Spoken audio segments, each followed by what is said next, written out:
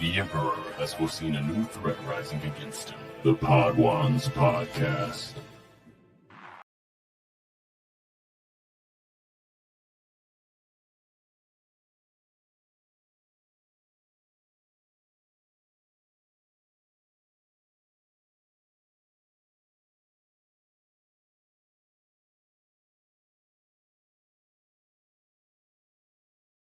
Yeah. What happened? And for my end, because OBS decided to dick around and decided to change my audio output. Welcome back to another episode of the Podwans Podcast. I'm your host Luke, with my guest, with my co-host Hereth. I love OBS. Don't you know? It's my favorite thing. I love it when it decides to just mess with my settings. It's the best app ever, everyone. Don't let anybody fool you. And I definitely do not have beef with it. Hey, OBS, if you want to sponsor the podcast, that'd be kind of cool. Thank you. But anyway, we have a jam-packed week of news, and we had our national holiday. May the 4th happened on Monday. Some of us had to do big boy jobs and work during the day. I think that's the last May the 4th of the week that I'm going to work. Don't care when it is. Taking the day off. I'm going to. From here on out, I'm going to do it because I want to sit and I want to watch Star Wars that day. So, I mean, for me, I'm not working because I'm a full-time student, so I was just chilling for the most part. Did you watch any Star Wars then? No, I didn't really watch any Star Wars because I was super busy with like school and stuff. But I did do that one Battlefront stream with everybody. So yes, so I did. Yes. I did thank you guys for Star Wars stuff. Yeah, thank you guys for coming out and watching and hanging out with us. In typical fashion, we got Obi-Shawn with the jokes going. He goes, OBS, parentheses, Obi-Shawn has entered the chat. So it's Obi-Shawn that's been messing with my settings over here. All right, Sean, you got to stop doing that. You're bringing it down, man. You can't be messing with Hereth's OBS, please. Yeah. Come on. But, I mean, obviously we did the typical Battlefront stream. Like, we've done that like a couple years in a row. Yeah. I didn't play it on May the 4th. Because we just didn't have any time. We were so locked up on Supremacy and locked in on that, we didn't move over to Fortnite. Which was fun. It was fun. I was having a lot of fun. Even though I think here's my petition. I think during the summer we should do more. Oh no, I'm not opposed. But I did on May the 5th boot up Fortnite and actually did try I didn't try the Vader mode. I didn't try the droid mode. But I did try Galactic Siege, which is pretty much Fortnite's version of Supremacy. Oh yeah. So it's pretty much just Supremacy minus the ship stuff. So there's only one phase, and there's A, B, C, and you just got to capture those points. But it is just like Battlefront 2, where you can get points and then unlock heroes. So it's like, and then they even have like, it's not called Heavy, Assault, Officer, and Sniper. I forget what the sniper class is called in Battlefront 2. It's different names. It's like Striker, Officer, and something else. So they have all the classes just like Battlefront 2. So it's like pretty much Battlefront 2. But in Fortnite, and it's like the closest you're gonna get. And you get like, you can unlock Vader, you can unlock Rey, you can unlock Palpatine. It's like it varies on map to map. That's pretty cool. What all maps do they have? I remember seeing Hoth. Hoth is like the for sure map. They have there's like one in like a Star Destroyer. You're on a First Order Star Destroyer. There is while you're in the pre-lobby, you're in the Mos Eisley Cantina. So you're like running around like while you're waiting to get the map loaded up. And you like customize your lightsaber and that kind of stuff. Because honestly, and not to cut you off here. Yeah, no, you're good. I want to give so much credit to those people that are able to create these things. That's not easy. And at least to my knowledge, all of that was created by fans, if I'm not mistaken. Am I right on that? No, it was created by Epic Games themselves. This is an official Epic Games. Oh, it was? Mode. Okay, so then I thought people were creating maps and stuff. Maybe like fans were. Maybe they were like, maybe it was like a fan mode originally, and then Epic Games just picked up the project. But this is an official Epic Games though, because when you launch Fortnite, they'll do like a little Star Wars trailer if the season's still going, and they will advertise all the modes. And Galactic Siege is the first thing they show you. Interesting. Oh. And plus, in typical Fortnite fashion, also sorry not to cut you off, but like you can also when you unlock heroes, if you get 50 more credits, you can have your like skin show up as a Jedi or a Sith. So there's hilarious like maps where you're just like dealing with like a Force user, Bugs Bunny, and you're just like, what am I even playing right now? It's like that's pretty hilarious. It's like I was telling this thing at Calister because Kenny, speaking of Kenny, because he's in the chat, he goes, "Hello there, boys, how you doing?" The reason why I bring that up was Kenny was playing with Cal last night on his stream, and I was in the chat talking with him, and I was like, again, I'm not like an active Fortnite player. Like I'll pop out of it like every once in a while, every couple seasons. Like I'm not like consistently playing it.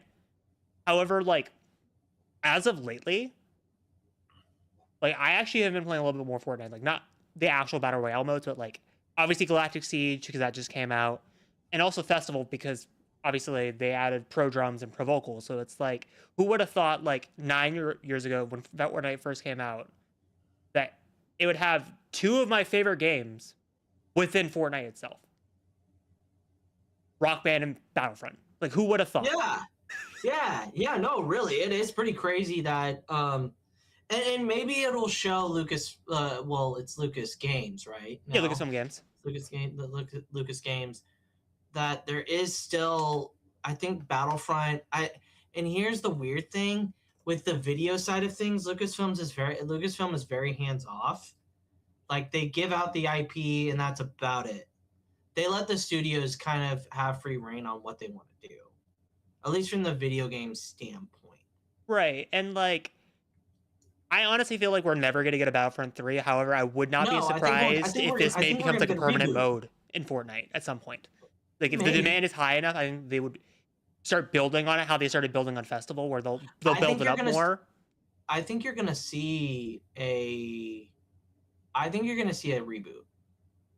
Okay. You think we'll get like a third reboot? Oh yeah, absolutely. I think we'll get a reboot here in the next 5 years. 10 years, maybe 5 years, I would say, because 2015 was the 5 or reboot. 10 years. Because EA's license with for Star Wars is over here soon, is it not? After the last Jedi game, right? Yeah. Or am I wrong? I believe it is. Okay. Well, then that opens up the floodgates to whatever they want to do. Which this will never happen, but it'd be hilarious if Rockstar ended up getting the license and they just made a GTA Star Wars game. I mean, hot take. You want Grand Theft Auto Star Wars? Go play Outlaws. Play Outlaws, which I need to finish because I feel like there's a lot of hype around it, and I think I would really enjoy it. I just haven't had the time.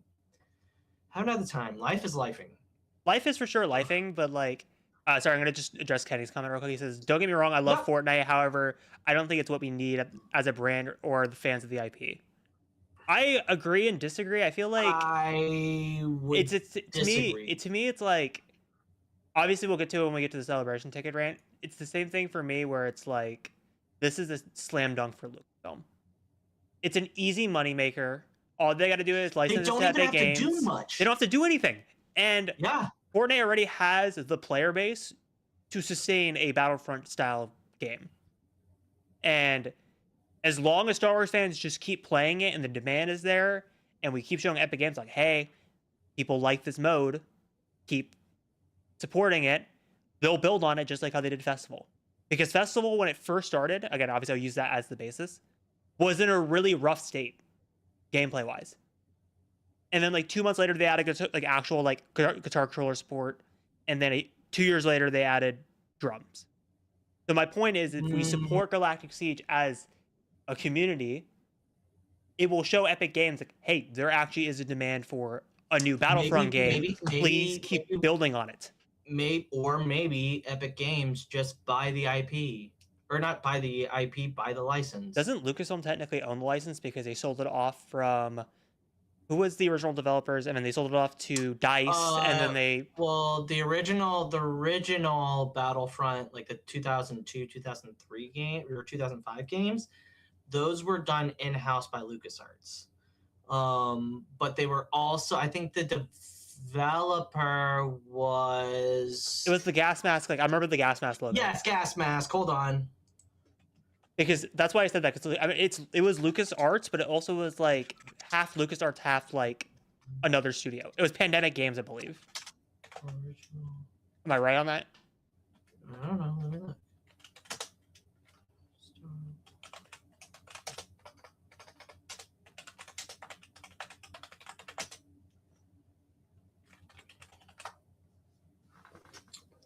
Pandemic. Yep, I was right. Pandemic Studios.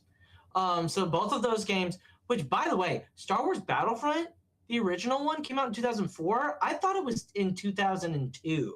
Which is funny enough. Like, sorry, I should have brought this up. Like, not to even like hook you into playing Galactic Siege. I would say, gameplay wise, obviously it's Fortnite, but like I would say if it had to feel like the Battlefront games, it's more like the 2017 games. However, the menus feel like Battlefront, like the early Battlefronts. So it's like a weird combat. Yeah, it's like a weird mishmash of both. You know my pitch for a Battlefront 3. Yeah, you want. I forget the mode type. Yeah, let's see if you remember.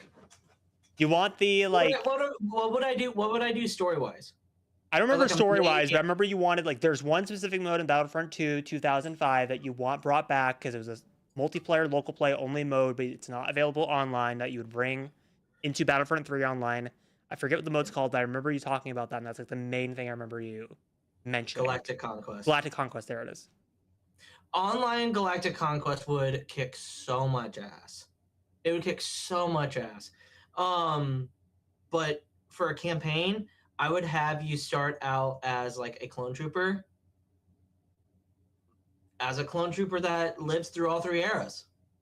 Which is kind of hard to believe. So would it be? But it could happen.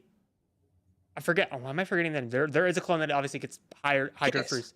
Would you have it be Kicks and like you start in the 501st and you work your way through? No, because then it completely. Oh, you skip the Galactic Civil War. You did the original, yeah. You which I mean, if you wanted to do it, you could have like the second half of the. They have to get frozen at some point during the Galactic Civil War because of their age acceleration, they wouldn't make it to the sequel era. Yeah. So they would have to get frozen at like some point after the Battle of Endor, but before Force Awakens. Yeah. I think that sounds about right. But because like we've had those discussions. The reason I bring that up is because we've had discussions about Rex and Ahsoka season 2, and I'm like, Rex is maybe dead, guys. Like he may be just be dead of old age because if you do the age acceleration, he was really old in Return of the Jedi.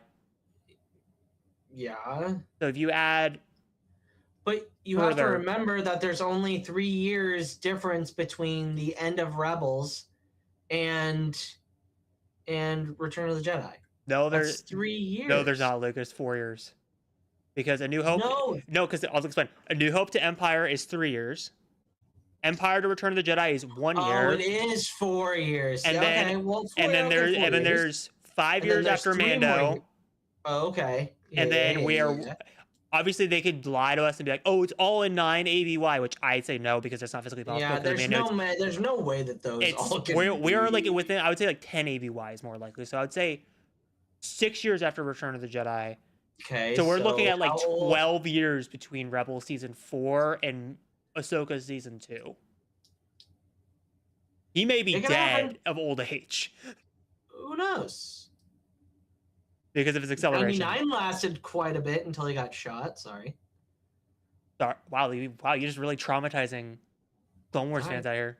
Sorry. DePaul. We'll talk about celebration tickets here in a little bit. But growing up, or since kind of getting into my more adult years, I would always watch when it was just the original trilogy and the prequel trilogy, I'd watch all 6 movies. Oh wait, I just thought of a question I gotta ask you because I know some people were asking on TikTok. Sorry to plagiarize some people's content, but I gotta ask you just because we're on a call right now talking about May the 4th stuff. Yeah. Do you got any? Obviously, we've shared a lot of hot takes over the years on this podcast. You got any May the 4th like steaming hot take or has your favorites changed recently where you're like I prefer this over this? Like, has any of the movie rankings shifted around? So here's the thing. On May the 4th, I was like during my lunch break, I like got on live and whatever, and then I got off, and then on my last break during the day, I was like scrolling through TikTok on lives, and some guy's live was like, the Acolyte's terrible, it doesn't make any sense, blah blah blah. And I was like, okay, I'll bite. Why is it bad? Oh, this doesn't make sense, and in that one Jedi was there. Okay, Keanu Moody. What about that? What about that? And I was like, do you have time? Do you want to have a conversation about this? Because I'd be more than willing to join your live and have this conversation with you. Because I was feeling kind of spicy. Yeah. You know, like I my hot take is that we should get a season 2 of The Acolyte, and the numbers back it up. Oh no, the numbers back it up for sure. I've always said, like, if you want to, I hate that we have to appease both sides, but if you want to appease both sides, you do a Khmer show. That's how you do it. Yeah, just go dark side. No, look at how well Darth. I mean, The Acolyte is dark side. I'm saying you just focus it on Khmer, and then you have Osha as a supporting character in the show. And also, because Osha's still Khmer's secret apprentice. No, you make Osha the main character. You make Plagueis the antagonist, or not the antagonist. Well, I would treat. I mean, funny enough, there's a show recently on Disney Plus with a dark side Sith Lord kind of as the main lead, where he's seducing a girl to the dark side, and she has a really rage moment with a lightsaber and tries to kill someone. Oh, what show am I talking about, Luke? Am I talking about Maul, or am I talking about The Acolyte? Yeah, because both fit. No, yeah, literally, honestly, like it's so funny how the narrative. I think Lucasfilm is going to eventually announce something with Acolyte. I think it's going to be at Celebration 27. The numbers, you can't tell me that the numbers don't look the way that they do. Like, it was out of the top 10 for what, 3 or 4 weeks since it's come out. It jumped right back up after Maul came out. Yeah, because it went from Maul, like after every episode, every last episode, it would say, "Oh, Acolyte," and then it would play straight into The Acolyte. Like, there's a reason for that. Like, it's not just at random. Like, there's a reason for that. And that's one show that I think should get a season 2, because it there's so much there. There's so much left potential to be explored. You know what I mean? Yeah. And in the one other thing that the guy was saying, I don't remember his handle. I really should have remembered it, because I'd like to have a conversation. I'd like to have a conversation with someone that has those thoughts and be like, okay, so these are your thoughts, right? They're not just regurgitated, because that's about half the time when you go by somebody's TikTok and they're talking about The Acolyte sucking. It's usually something they saw from Dipstick McGee. Not even Dipstick McGee or any of the grifter pipelines. Well, and I wish Ryan was here to talk about that, because it's he made a great video of somebody saying that that Disney was going to completely get rid of the sequel. Oh no, I know exactly where that came from, because it came from like an ex-Disney cast member from Galaxy's Edge, and I'm like, why the hell? Where is this even coming from? We're gonna run with a source on a Disneyland ex worker. Which, really? I'm gonna repeat something from Dyad, because 1, it's valid. 2, I was also in the room when this happened. So let's flash back to 2024, Galaxy's Edge, Star Wars Night. Guess what? So it was our group of people decided to go on Smuggler's Run as a group. And what happened was we were waiting in line, and I forget how the conversation started. I think we were just talking about, like, Elizabeth was wearing a Rey cosplay, and we were just talking about, like, oh, it was really cool, your Rey cosplay's really good, like that kind of, like, just Disney-bound stuff, right? We were just talking about that as we were waiting in line. And one of the Smuggler's Run, like, cast members decided to just, like, jump into the conversation and was like, well, Rey's not a Skywalker, Rey's a Palpatine. And the way that, like, we were all having a nice conversation, the way that the entire 11, because there was 11 of us, we all turned around and were like, what are you talking about? Like, well, yeah, Rey's a Palpatine. And Keegan love Keegan, respect Keegan, one with the films. I know that podcast doesn't exist anymore, but shout out Keegan.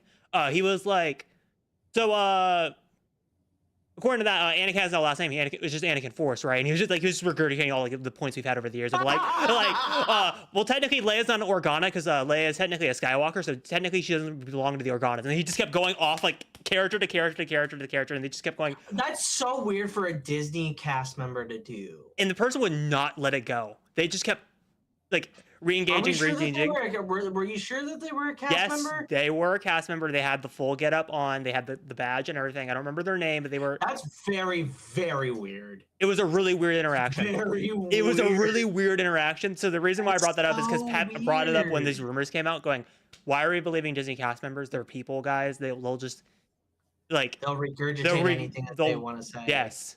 Yeah, it's not, and that's not all Disney cast members. We should probably say that. No, I've had amazing experiences with Disney cast members. Like when we went to Disneyland for Celebration 2021. Yeah. Was it 2021 or 2022? 22, because pandemic. 22. Oh, okay. Yeah, 2022. And like we were all together and we got a magic moment on Rise of the Resistance. Yeah. They recognized there were 14 of us in line. They're like, you want to just go in the fast pass? That was crazy. Crazy. Never seen that. Never seen that before. But like Star Wars, and this is the amazing thing about this stupid little fucking franchise. It transcends age and like time, right? Like those movies, even the originals, yes, they look goofy as hell in this day and age, but they still hold up. Yeah. They still hold up. Like every single one, like the prequels are now becoming, they've had their moment. I think here in the next 4 or 5 years, the sequels are going to get the same treatment. Well, here's I guess I didn't say my hot take, even though I've said this before on the podcast. Yeah, I'll repeat it, and because I've said it in a couple people's lives during May the 4th. You know, just as much as I do, I'm not that high in Revenge of the Sith. And I'll say exactly where it is in my ranking, because I rewent over my rankings again just on Letterboxd. Isn't it like 7th? You're exactly right on the number. It's 7th place. That's right. Because it's okay. You don't like swooshy and okay, Hereth. Now here's where I will challenge you. Is it just because no, it's not just because of that. Because people love it so much that you want to be different, or is it because that you genuinely have issues with the pacing and the necessity of a bit of both? So CGI. So I'll explain my list a little bit. So obviously I'll just go over because I don't really care. Plus we're running on time and we're trying to solve for a couple people. So 1 to 3, again, this has changed after Andor. This is like post Andor season 2. My list is kind of like solidified itself. Ooh, here we go. Andor season 2 really just freaking. It locked my list. It changed my list entirely. So number 1 is Empire Strikes Back. Number 2 is A New Hope. 3 is Rogue One. 4 is Force Awakens. 5 is Last Jedi. 5, 6, and 7, I would say they're pretty interchangeable. Not interchangeable, but they're really close to each other. So after Last Jedi, I have Return of the Jedi, Revenge of the Sith, then Solo, then Phantom Menace, then Attack of the Clones, and then the Clone Wars movie. Oh yeah. Wait, no, sorry, I forgot Rise. Rise goes above both prequels on my list. Phantom Menace and Attack of the Clones. Wow. All right, but the reason why I have Revenge of the Sith at 7 is because I do, like you said, I do have issues with the structure and pacing with Revenge of the Sith. Primarily, I would say the second act, if I had to be very specific. Like, once we get off the Battle of Coruscant and we're waiting until we get to Order 66, I feel like the film drags to a fucking halt. I would agree. I would tend to agree, but that's because he had to cut out all the interesting parts. Right. I don't know why. I will never understand why they cut that movie the way that they did. I will never understand why they cut out the Padme rebellion stuff, because that is the most interesting part of the second act. That's essential to the rest of the original trilogy, to be honest. And it builds the whole interconnective, Leia is Bael's adopted daughter, and her mom is like is like the original person that started like the idea of the rebellion. Well, it's like I've also said this before, and it's just like obviously dead statement, but like Phantom Menace is obviously Padme's movie. Attack of the Clones is obviously Obi-Wan's movie, and Revenge of the Sith is obviously Anakin's movie. But like the way that they throw Padme to the side is weird because she was pretty much a main character in the first two movies. See, here's my thing, like, and okay. So since you gave your ranking, I'll give mine. So I've got Empire at 1, I got Revenge of the Sith in 2, and to be honest, Revenge of the Sith is so high up because it is like I grew up going to that movie in the theaters. Like that was one of like growing up. I was 10. Right. I was a 10-year-old. So you're like the right age for Revenge of the Sith. Seeing it in the theaters as a 10-year-old, having watched Phantom Menace, which was my first ever Star Wars, like my first ever movie in the theaters in general.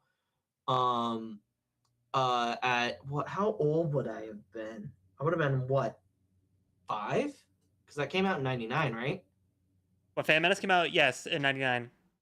Yeah, so I was 5. Let's think about that. I was 5. That's crazy. 5-year-old. Damn. Seeing Darth Maul for the first time, that was crazy. You would think that I would be obsessed with Darth Maul, but no, I really wasn't. I was like, for Phantom Menace, I was more of an Obi-Wan fan. Qui-Gon was cool, but then when he died, I was like, okay, whatever. And then Attack of the Clones happened, and I was like, see, here's the thing. I think that movie has a lot more potential. And it's so funny that you say that the middle half of Revenge of the Sith drags. The first half of Attack of the Clones drags. Oh, it does. That's my gripe, is that there's so much. I think they could have cut that film down and added more on Revenge of the Sith, in my opinion. Which is hilarious that you say that they could cut it down, because I used to be in forums all the time as like a teenager, so I know this. Funny enough, did you know when Attack of the Clones because IMAX at the time was very limited on runtimes, there was a cut of Attack of the Clones that cuts the movie by like 30 minutes, and it's official. It's an official release by Lucasfilm. What do you think they cut out of there? If you had a guess, what do you think they cut out there? It's a lot from what I've seen. It's like I would have to pull up the list of like deleted stuff, because it actually is very interesting. Like, but anyway, we're getting way super sidetracked here. No, that's fine. Yeah, it's fine. So Empire, Revenge of the Sith.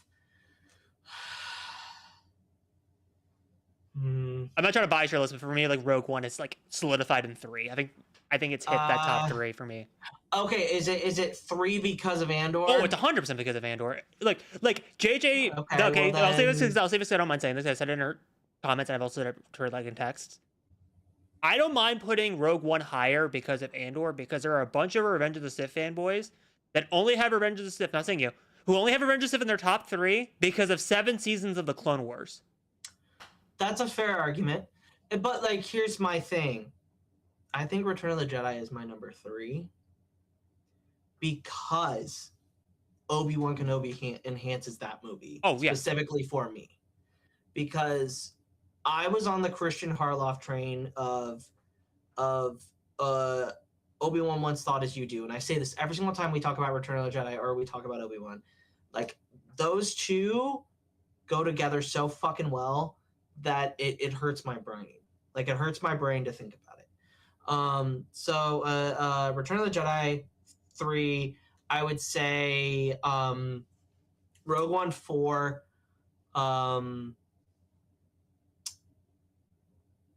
Rise of Skywalker 5,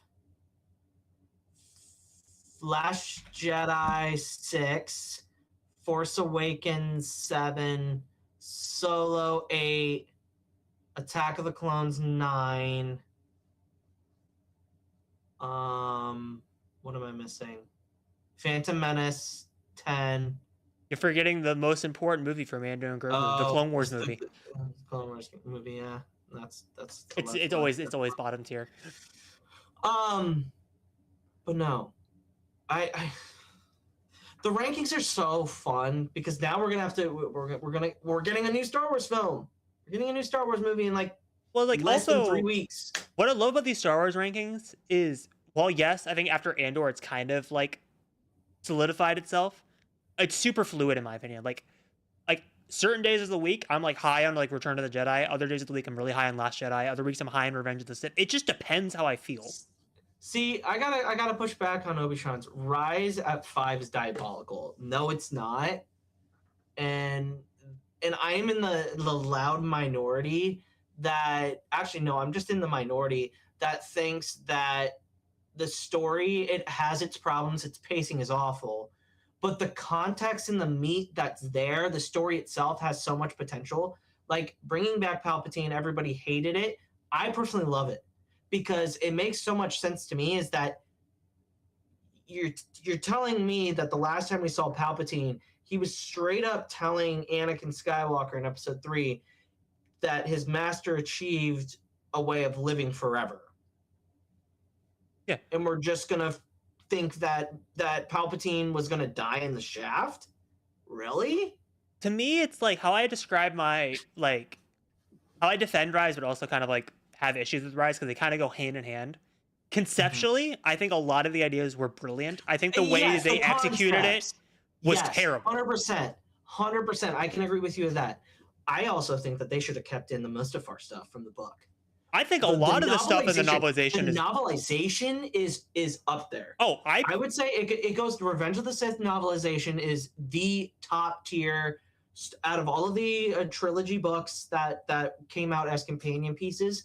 Revenge of the Sith and Rise of Skywalker do so many good things to help those movies. I say they're 1 and 2.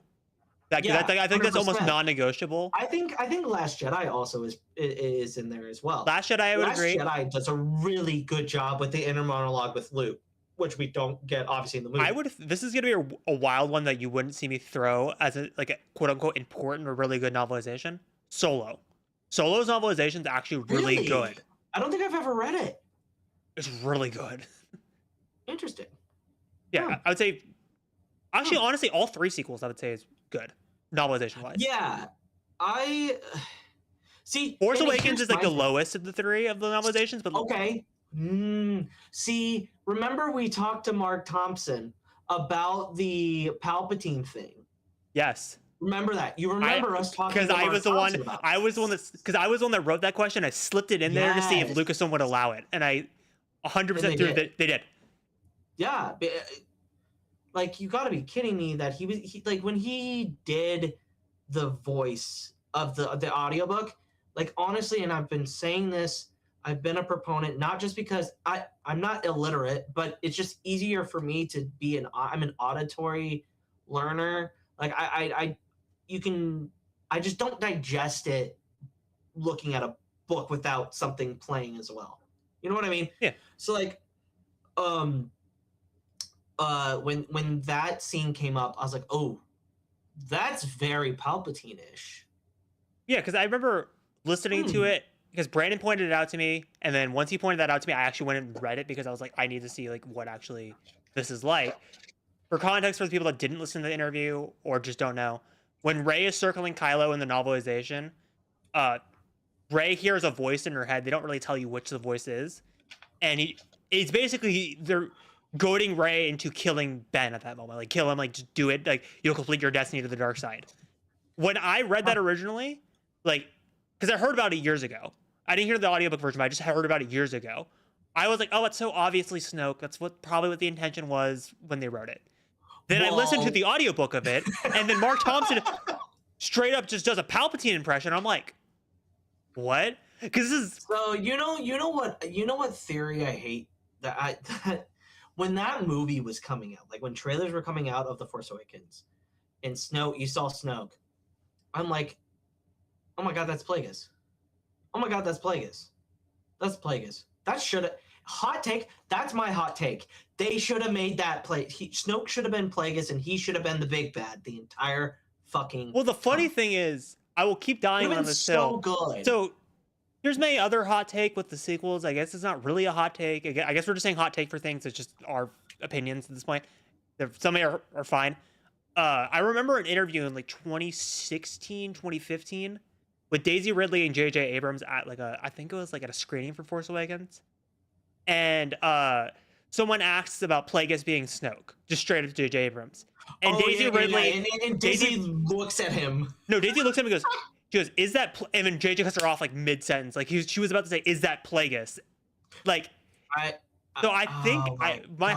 think the reason why I say this is I think Lucasfilm with the sequels, I don't think they had a general outline of the sequels, but I think they had like options. I think they had like 3 different doors they could have gone down. I think they did. I think anybody that says that they didn't have a plan. I think they had an A, B, and C plan. I think plan A was like Plagueis. Plan B was like Palpatine, and I think Plan C would have just been, I think a they would whole new person. Yeah. Which I would have been fine with, to be honest. But Plagueis would have been fun. I do like that they went Palpatine though. I think 100%. Contextually in the saga, I think it makes the most sense. Like looking at it, hindsight 2020, Palpatine makes the most sense. But if you think about it, like it would have connected to the prequels instead of having the I'll correct everything, whatever Laura Santeca says. This begins to make things right. Yeah, no, that line. When fans say that it was J.J. Abrams putting the middle finger to the prequels, I don't think you understand how much he likes the prequels. Yeah, like people forget, like, because this is public knowledge, because Dave Filoni has talked about this. When the Clone Wars movie was in theaters, J.J. Abrams went to Lucasfilm because they had obviously like just like Maul and just like all their screenings, they had a private screening event for filmmakers in Hollywood. J.J. Abrams was at that event, and J.J. Abrams was regularly in contact with Dave Filoni about the Clone Wars because he was that much of a fan because his kids liked it. 100%, absolutely. And like, just think about that though, Hereth. You could have like a trailer plays and then all of a sudden it's like you hear like a remember whatever. Yeah. I still need a book. I need a book about Palpatine going to Exegol the first time. Yeah. Whether that's with a canonization, like a canon book of Darth Plagueis and him, that'd be perfect. Well, that'd be perfect. Like, I do agree with that. Like, I do want a book on Exegol, whether it's from Palpatine's POV or not, because I love what they did with Shadow of the Sith and how they kind of were hinting at it, but I want, like, something that's that is, like, full force, full stop, like, just, like, this is in Exegol. Because, like, I do agree with Chaco's take of wanting, if you're going to do Mara Jade, you do it post-sequels, and she's just a part of that. Like, she is just part of the Acolytes of the Beyond. I think that is the perfect way to, like... Because I want an Acolyte of the Beyond type of story. So here's the other thing. All right. I'm still on the train that Devon turns into Talon. I agree. I think Devon is I will say version this: of Disney will Talon. not over over-sexualize Devon. But she will be called Talon probably in season 2. She will, for sure, 100%. She'll have the tattoos probably, but it'll be less, it'll be more PG, I think. Oh, speaking of which, thank you for bringing that up of over-sexualization of women. There's something we have to talk about because it came out between this and now. Did you see the hot toy of Ahsoka? The really bad one? Oh, yeah. That is so bad.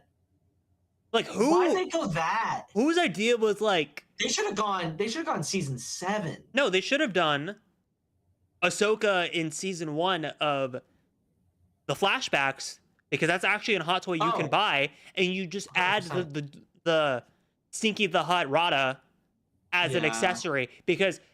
Whether people like to admit it or not, I don't buy hot toys, but they obviously do these repackaging all the time and will sell you it again just to make you buy an accessory. Anyone that doesn't tell you that is lying to your face, because that's 100% what they do.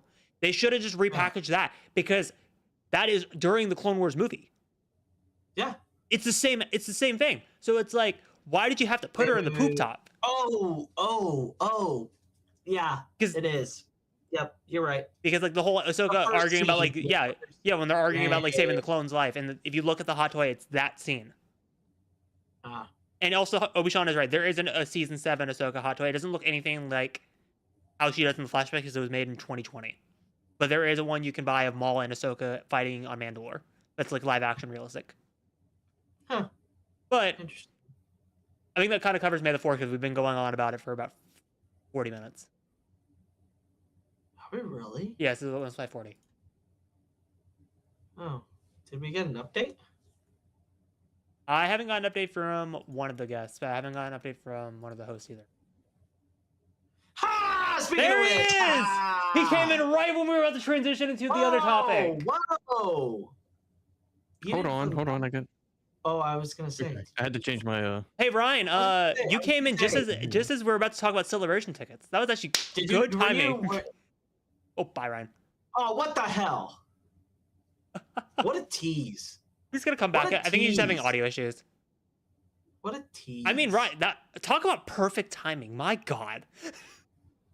Because I haven't heard Ryan's experiences with buying tickets. I knew like he was typing in the server, but I haven't heard like his actual experience. Though I agree with John, the timing was insane. We said, "Where is Ryan?" And he literally was like, "I'm in the call." Yeah. I was like, "Whoa." There he is. Let me unmute you again for the second time. Ryan, that timing was nuts because we were literally that was pretty good. Because we were about to talk about celebration tickets, and we were like, "Man, I wonder where a couple guest star and Ryan." And then as soon as you said Ryan, you literally popped into the call. Perfect timing. Ryan, how are you? Good. How are y'all? Did you you manage to snag tickets? Yeah, I got 4 individual day passes. First time I've had to do that, but I'm just happy I got passes. No, 100%. Like I was telling Hereth, 27 just isn't viable for us. There's some things that we want to do life-wise that kind of need to take a little bit of priority over that. So, I mean, Pod ones will be very much represented at Star Wars Celebration. I mean, 27. I'll also be there. I got 4 individual days as well. Yeah, so we've got two big hitters that will keep us updated and stuff like that. So I'm just hoping that either 2028 or 2030 is either going to be in Chicago or in Orlando. I'd prefer Orlando, but I wouldn't complain if it was Chicago. I could see Orlando just for the parks. I've been saying Orlando for two celebrations in a row, which is Orlando for the. I think they'll do Orlando for 2030 because that's the 50th anniversary of. Well, Empire. I'm curious how they're gonna play. No, I don't think they'll wait 3 years though. Depending on what they have planned. I would say this is what I would do. True. This is what I would do if I'm Reed Pop. Is I would do what we did with Anaheim and London, go back to back again, and then skip 29. Oh, 29 and then do 2030. So I'd do For the 27, anniversary 28, skip 29, do 2030. That would make the most sense. And that will be the 25th anniversary of Revenge of the Sith, correct? 2030. Yeah, 2030 would be the 25th, which is interesting because won't they see? Kenny mentioned the 50th or this. See, I will push back on this. I will. No, me and Luke will have an argument right here. No, yes, I think that it is huge for the 50th anniversary of the original Star Wars. Absolutely. But how many of us have Empire Strikes Back as their #1 movie? But okay, that's almost a synonymous thing. So you're gonna tell me that people aren't gonna go to a con celebrating what everybody says is the greatest Star Wars movie out of all of them created so far. You're telling me that that's not going to top this year's? Or in 2027? The reason why I push back on this, and I said it in the chat a little bit, but obviously I'll expand my thoughts more, is the 50th anniversary of Star Wars as a franchise. There's no topping this in terms of importance. This is probably going to be the most important celebration for years to come. This is going to be this is like the one to go to, because it's the 50th anniversary of Star Wars. You're not going to touch that in terms of. Also, it's until it's the 100th year, which none of us will be alive for. Yeah, I'll be too old for that. And also, let's be real. It's gonna be the last time Mark Hamill will probably be able to go to a celebration. How old is he? He's in his 70s. I will say, I literally just saw on Facebook that he's going to be at Fan Expo Fan Expo Anaheim later this Anaheim. year. So And he usually would make doesn't do a sense. whole lot of cons anymore. not He typically. used to. He's been taking like years and years off. Like the last I time. think it's in part because of the autograph shit. Yeah, Oh I don't know- yeah, I don't know that's if you've seen his right. prices, Yes. but like the reason he has high prices is because he hates how a lot of his signatures just show up online. Like no, in scalp 100%. prices. And So, as like- they should. And like here's the thing.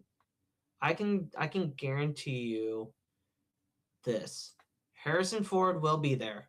He will not be taking any photos or doing any No. autographs. Oh no, he's That gonna. man- The only that time man- Harrison Ford has done autographs is send-ins, and those are expensive. Those are like in the 4 digits, depending on what you want signed. If you want something sent in and signed by And- Harrison. Harrison's gonna show up for the 50th anniversary panel and immediately bounce. And bounce. Mhm.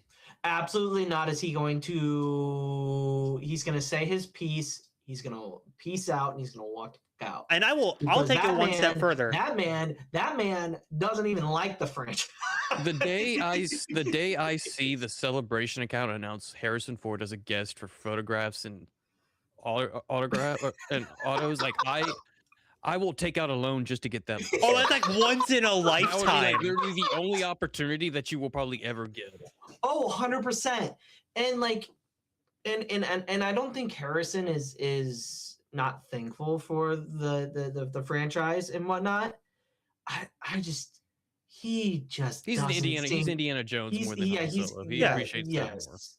Yes. He appreciates Indy a lot more than he does Han, which is awesome and also hilarious to me. But like, can you imagine him for 6+ hours doing autographs and doing photo ops? Well, He's a here's grumpy old man in general. There ain't no way you're getting a grumpy old man I can speak to about. stand and take pictures for 6.5 hours. I wish one of our guests were in here because they would have better experiences talking about what I was about to say next. But I was gonna say, I remember during the 40th anniversary for Return of the Jedi, when Billy D. Williams came out, he just seemed tired and exhausted because he was doing photo ops for hours. And it's like, 100%. when it comes Yeah. to the original trilogy actors, I would rather have them more present and like being able to talk fluently during these panels than them do photo ops. Because You know what I'm gonna enjoy? You know what I'm gonna enjoy?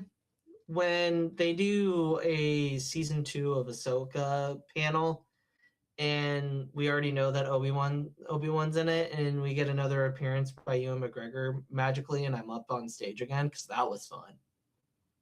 but Brian, you've heard that story, haven't you? I don't think so. I don't So- think I knew this. I'm gonna paint the picture because I'm gonna do some more stalling. So, we were me, Hereth, Kari, or Star Wars Tia. Who else was with us? Alanis, obviously. Well, obviously my wife, Alanis, My wife. and my wife. Tate. There was and Tate. No, and Kels was with us. No. Tate and Kels. Kels was not with No, us. Kels was with us. They were? I'm pretty sure they were. I remember Tate being there. I remember Tate and Kari, but I do not remember Kels. Oh, well, anyway. So we walk into London. It's the Obi-Wan Kenobi panel. We walk in. They ask that anybody that's dressed up as Obi-Wan come up on stage. So I go up on stage. I'm wearing the blue Obi-Wan that he wears in the first episode. And like they do 1, 2, 3, take a picture. All right, yeah. And then all of a sudden we hear the crowd just go insane. And I'm like, what's going on? I kind of push my way, and you can see it in the video. No, you go middle of the stage. You go dead middle of I- stage. I like pushed people out of the way a little bit, like nudged them, and I was like, "That's fucking Obi-Wan No, Kenobi." there's a photo out there. By the way, I didn't take this. No one in our group take it. I actually know who took it. It was Crew O'Brien Wave. If you guys watch the reaction channel at all, they were the one that took the picture of you in the middle of the stage, and you can see Luke directly behind them. Yeah, that was, and by the way, that was my second encounter of you in a full calendar year. Was that a full calendar year? Yes, because Anaheim and London were back to Almost? back. Close. About 11 Yeah. months. London was April. and then Anaheim was end of May, so about Yeah, almost a about a year, year. within a year. I will say, so obviously, me and my wife aren't going, but I heard this was rough. It just like getting tickets in general. Yes. Yeah. Yeah, so Reed Pop gonna Reed Pop. So to preface, there was a limit on tickets, which makes sense. For Sorry, anything gotta that flip worked my hands. VIP passes, it was 20 maximum tickets. I think VIP tickets. Hereth, do you know the amount for maximum VIP tickets? It was like 6 4. or something like that. 4. Was it 4? It was 4 for VIP, 20 for the So rest. obviously they have the ability to set maximum number per individual types of tickets. Here's where it actually doesn't make the most sense, because I found this out later, because one of the writers over at Gizmodo wrote an article about it and actually reached out to Lucasfilm to understand the logic of their decision. So like you can buy 20 max tickets. The idea was if it got to a point where the 4 days got sold out and you need to buy multiple individual day tickets, Oh, then that's where the you 20 can buy up to 20 tickets, because if you bought 2 Thursdays, 2 Fridays, 2 Saturdays, 2 Sundays, that counted 8 of the 20 total. And of course, they didn't set a proper precedent. Well, they didn't set a proper limit on the 4 days, because then you have people buying up to 20 to 20, so yeah, 100%. I don't know. I did see some people that I know, mutuals and others, that actually benefited from this rule because they were able to buy a bunch of tickets for their friends who didn't get in line with the 100%. queue. 100%. Which is that's where it's supposed to work. Unfortunately, the scalpers took advantage Which of that. I can't validify this, but I did see on Jen Markham's story that apparently there was an exploit on the queue. After you checked out, you could apparently back out and go immediately back to checkout, and then add 20 more tickets. I've never heard of that. I didn't hear about that. That Jen Markham posted on her story. I don't know what the validity of that was, but she said that was a thing that happened. I did see that eBay has been actually taking reports very seriously and have been like removing those. Good. Same with Apparently, Facebook according Marketplace. I need to look. Let me find that Gizmodo. Good, because this is bullshit. Like I understand that. But 20 seems a little excessive. Well, like someone said it perfectly. 10 makes a little bit more sense. Here's what makes sense in my mind. They should have made you, when you buy multiple tickets, assign the tickets to people's names. Like I bought myself, I bought so and so, I bought so and so, and then they have to link their ShowClicks account. So they have to link everything together. Yes, 100%. So then it validizes that purchase because it goes to those separate emails. Now, if it's all under one, I know then scalpers could technically set up multiple like fake accounts, but you know how much effort they would have to go up to? It's a lot of fucking work. It's a lot of work to do that. Like that would have at least just easily like stunted it a little bit more, made it harder. But for like them. the fact that they put a specific limit on the VIP passes compared to the rest, they could have done the same thing with 4-day passes. 100%, absolutely. And like Sean says, it should have been 4 to 6 limit for the 4 days as well. I agree, 100%. Because then you're still not limiting. Like if you wanted to go as like, let's say you have 2 families, you have you and your buddy's family, and you're all Star Wars fans, and you have your family of 4, and the other's a family of 4. That's 8. That's 8, right? Yeah, that's 8 of them. There's your, even if it's 10 limit, you still hit 8, and that's 2 families. Right. You know what I mean? But like, here's the other thing that I'm like still trying to understand. So, again, I wish the person who said this is in the podcast, because they're supposed to be here at some point. I don't know when. Actually went down like, because we were waiting in the line.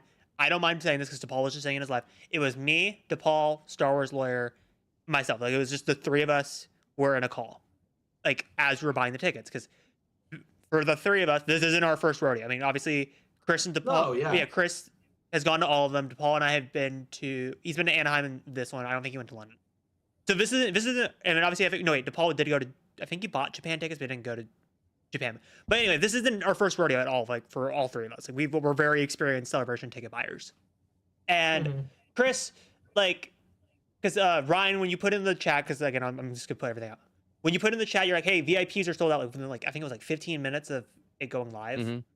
I put that. I was like, hey, by the way, Ryan's saying this according to Twitter, and they're all like, what? And I'm like, and then DePaul got in like 5 minutes later and bought 4-day passes. So after DePaul checked out and buy his passes, Chris decided to go a little bit into the rabbit hole on Twitter. He went back to 22 and 23 to check when those tickets went out of sale, because he wanted to just get a general time frame of like, okay, London sold out at this point, Anaheim sold out at this point. I may be misplacing the numbers. I think Chris said Anaheim sold out in an hour and 30 for 4-day passes, but you could buy individuals all day. Like there was no, like they didn't sell out to like. Yeah, the individuals typically are good for a few days before they start selling out. And yeah, go ahead, Hereth. And London, I think, sold out within 2 hours. Like London was like the most chill. Like there was no pressure on London. And then obviously the individuals were available for days afterward. SeatGeek. So now people are posting like on different, like where the scalpers are selling them. They're asking $11,000. Mm-hmm. Are you It's fucking wild. It's crazy. Look up You know Vivid what? Seats. You know what? If they do that, if they get caught, that should be their penalty. It should be a minimum, whatever you were asking. If you have that money, you that's your penalty. You don't get to make money off of that. Well, I said this in Paul's live. Here's like what, if I'm Reed Pop and I'm looking at this entire situation, this is what I would do. I would go find all these accounts, because you can find them and make SeatGeek and Vivid Seats, tell them who the users are, and then they can immediately figure out, okay, this is the so-and-so, right? And just get them removed. Well, can they? They can. Can they legally? They can. If you look in the reservation at the bottom, it says scalping is not permitted. They literally say that at the bottom. They can probably work with these different companies. They saying reselling and scalping of tickets. Them. I don't think you can. I don't think that they would go after you. Can what are these usernames? I don't think they can legally do that, but they can ask permission for them. I mean, I feel like it depends on. Obviously, I don't know the terms of service on these third-party websites, but like you already agreed to not scalp and resell these tickets. So then, technically, you're breaking the law. So I guess. Well, you're breaking their rules. You're breaking their terms of service. They're breaking their terms of service, and they can revoke and your. that can probably be justified when they reach out to these other companies, like, hey, you're not supposed to be hosting these products on your website. Yeah. Like, who's selling these? They say until the ticket ships, it's technically not yours. They can revoke it at any any time. Which makes sense. They should, because that's you're taking, and it does suck, and it sucks. Well, my point is, even if they don't, the if they don't even revoke it, this is what I would do if I'm Celebrations, because like there are so many scalp tickets out there, but there's probably going to be like a capacity cut. Like there are going to be just like, I don't think it's gonna be empty, but I think it's gonna be like I think you're gonna notice a difference if they don't do anything about it. I would turn around and go, okay, we're gonna do a limited run of 4-day passes and individual tickets. Yeah, whoever doesn't come to the thing to get those tickets. And here's the thing, I don't know how their game. servers work. I would make it to the point where your credit card, debit card, if they detect that you already paid for 27 tickets, you're locked out of getting it. Or if you have an email address that's connected to ShowClicks that you bought it, you get locked out. Or here's a win-win-win-win. It's not necessarily giving the scalpers. Here's what they could do. Yeah. Right. Okay. Let's say after the first day, like after day one. Okay. Midnight of day 2, like the beginning of day 2, if you have not picked up your tickets and they are not claimed, their free game goes back on the website and you're able to get it for I would say not even the web. If you go that route, don't even do the website. Just sell it in person at will call. And here's my thing. I wouldn't even 100%. I wouldn't even do that. Like I would still say do it this far in advance so people can plan around it. And take their fucking money. Guess what? Because if you do that, you know what happens to the scalper market? You destroy the scalper market because you just reset the market again. Hey, guess what, boys? What? You want to scalp? You want to lose money? Keep doing it because you're not getting refunded because you broke our terms and conditions. Look, can they legally do that though? Like if they What? if it's terms and conditions, if you get caught scalping, Yes. they don't refund you that money, Yeah, right? I mean, that I don't know what the No, they said really no, need no. Chris. Wait, We really no, need- we no. really They need don't. They don't Chris. refund you the money because on Yeah. it says tickets are non-refundable on the terms of Okay. service. So the scalpers would lose all of their money and the tickets would be put back in stock. Well, yeah. Well, or see, but like here's the thing: like you have to have. I don't know. The system is still kind of flawed. Well, if you want to go, and this will never happen because it has to be an actual law to be passed, you can literally go the Japan route. And I don't know if you saw, Hereth might have seen it. Look, I don't know if you saw in the planning Discord. No. Japan, they didn't have an official reseller because Japan has very strict laws against reselling. You could not profit Oh, off of yeah, reselling. that's right. That's right. So at Celebration, you could not resell your tickets last year at Japan because it's a law. Yeah. So Which yeah. Which honestly, for a consumer, like if I really wanted to go with a law that says, hey, like you would see less scalping, but then you would completely destroy the second market of selling tickets. You know what I mean? Yeah. So for context, what I'm throwing up on the screen, you can already see it's from Codename Fulcrum in the server. I don't mind putting this on there because this is public knowledge. You can Google this yourself. This is the capacity of the LA Convention Center. It has everything from how big the panel rooms are. 6,830. Really? So 68,000. I'll be very curious. I'm actually very curious. 6,839 people can fit in the convention center. 6,800. I'm curious. No, Hereth, that's 68. That's 68,000. But my point is of this argument is they could resell the tickets again, another round of these, and they wouldn't be at max capacity. Is my argument. I would say it depends on how the space is being used and what all they're actually using. Yeah. Because I'm trying to. Because I know at the Excel Center in London, they didn't use the full convention center to its full. Which they should have. They should have. They should have.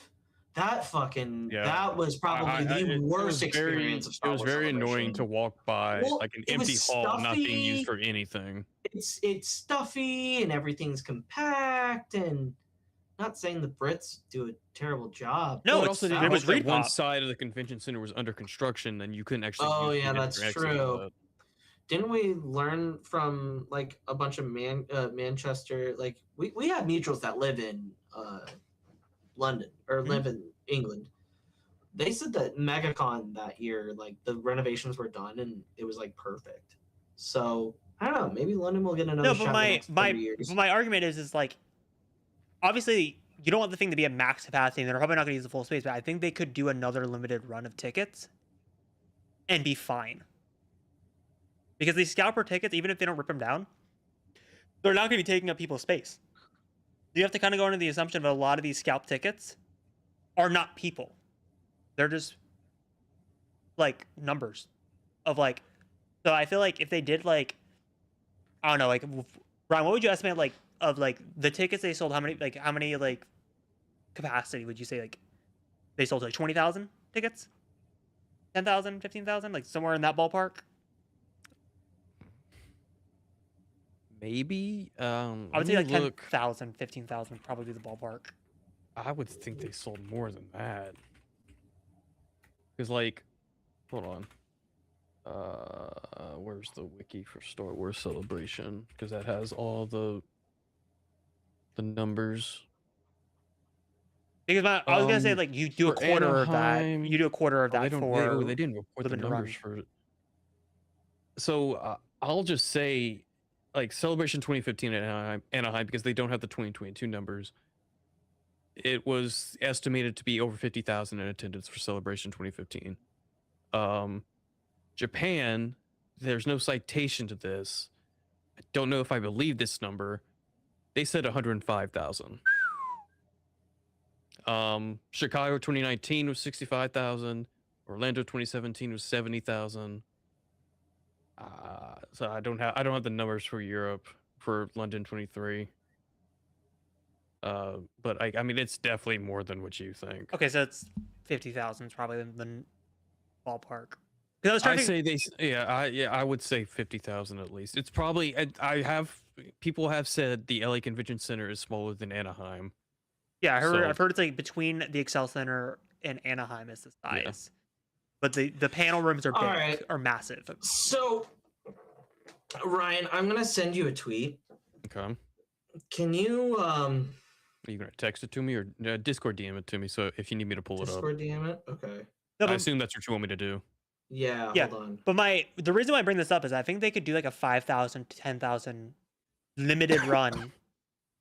And they say Well, so limited they run. always in the years past they do have like a second wave, like much later. Like they just kind, I guess they either reevaluate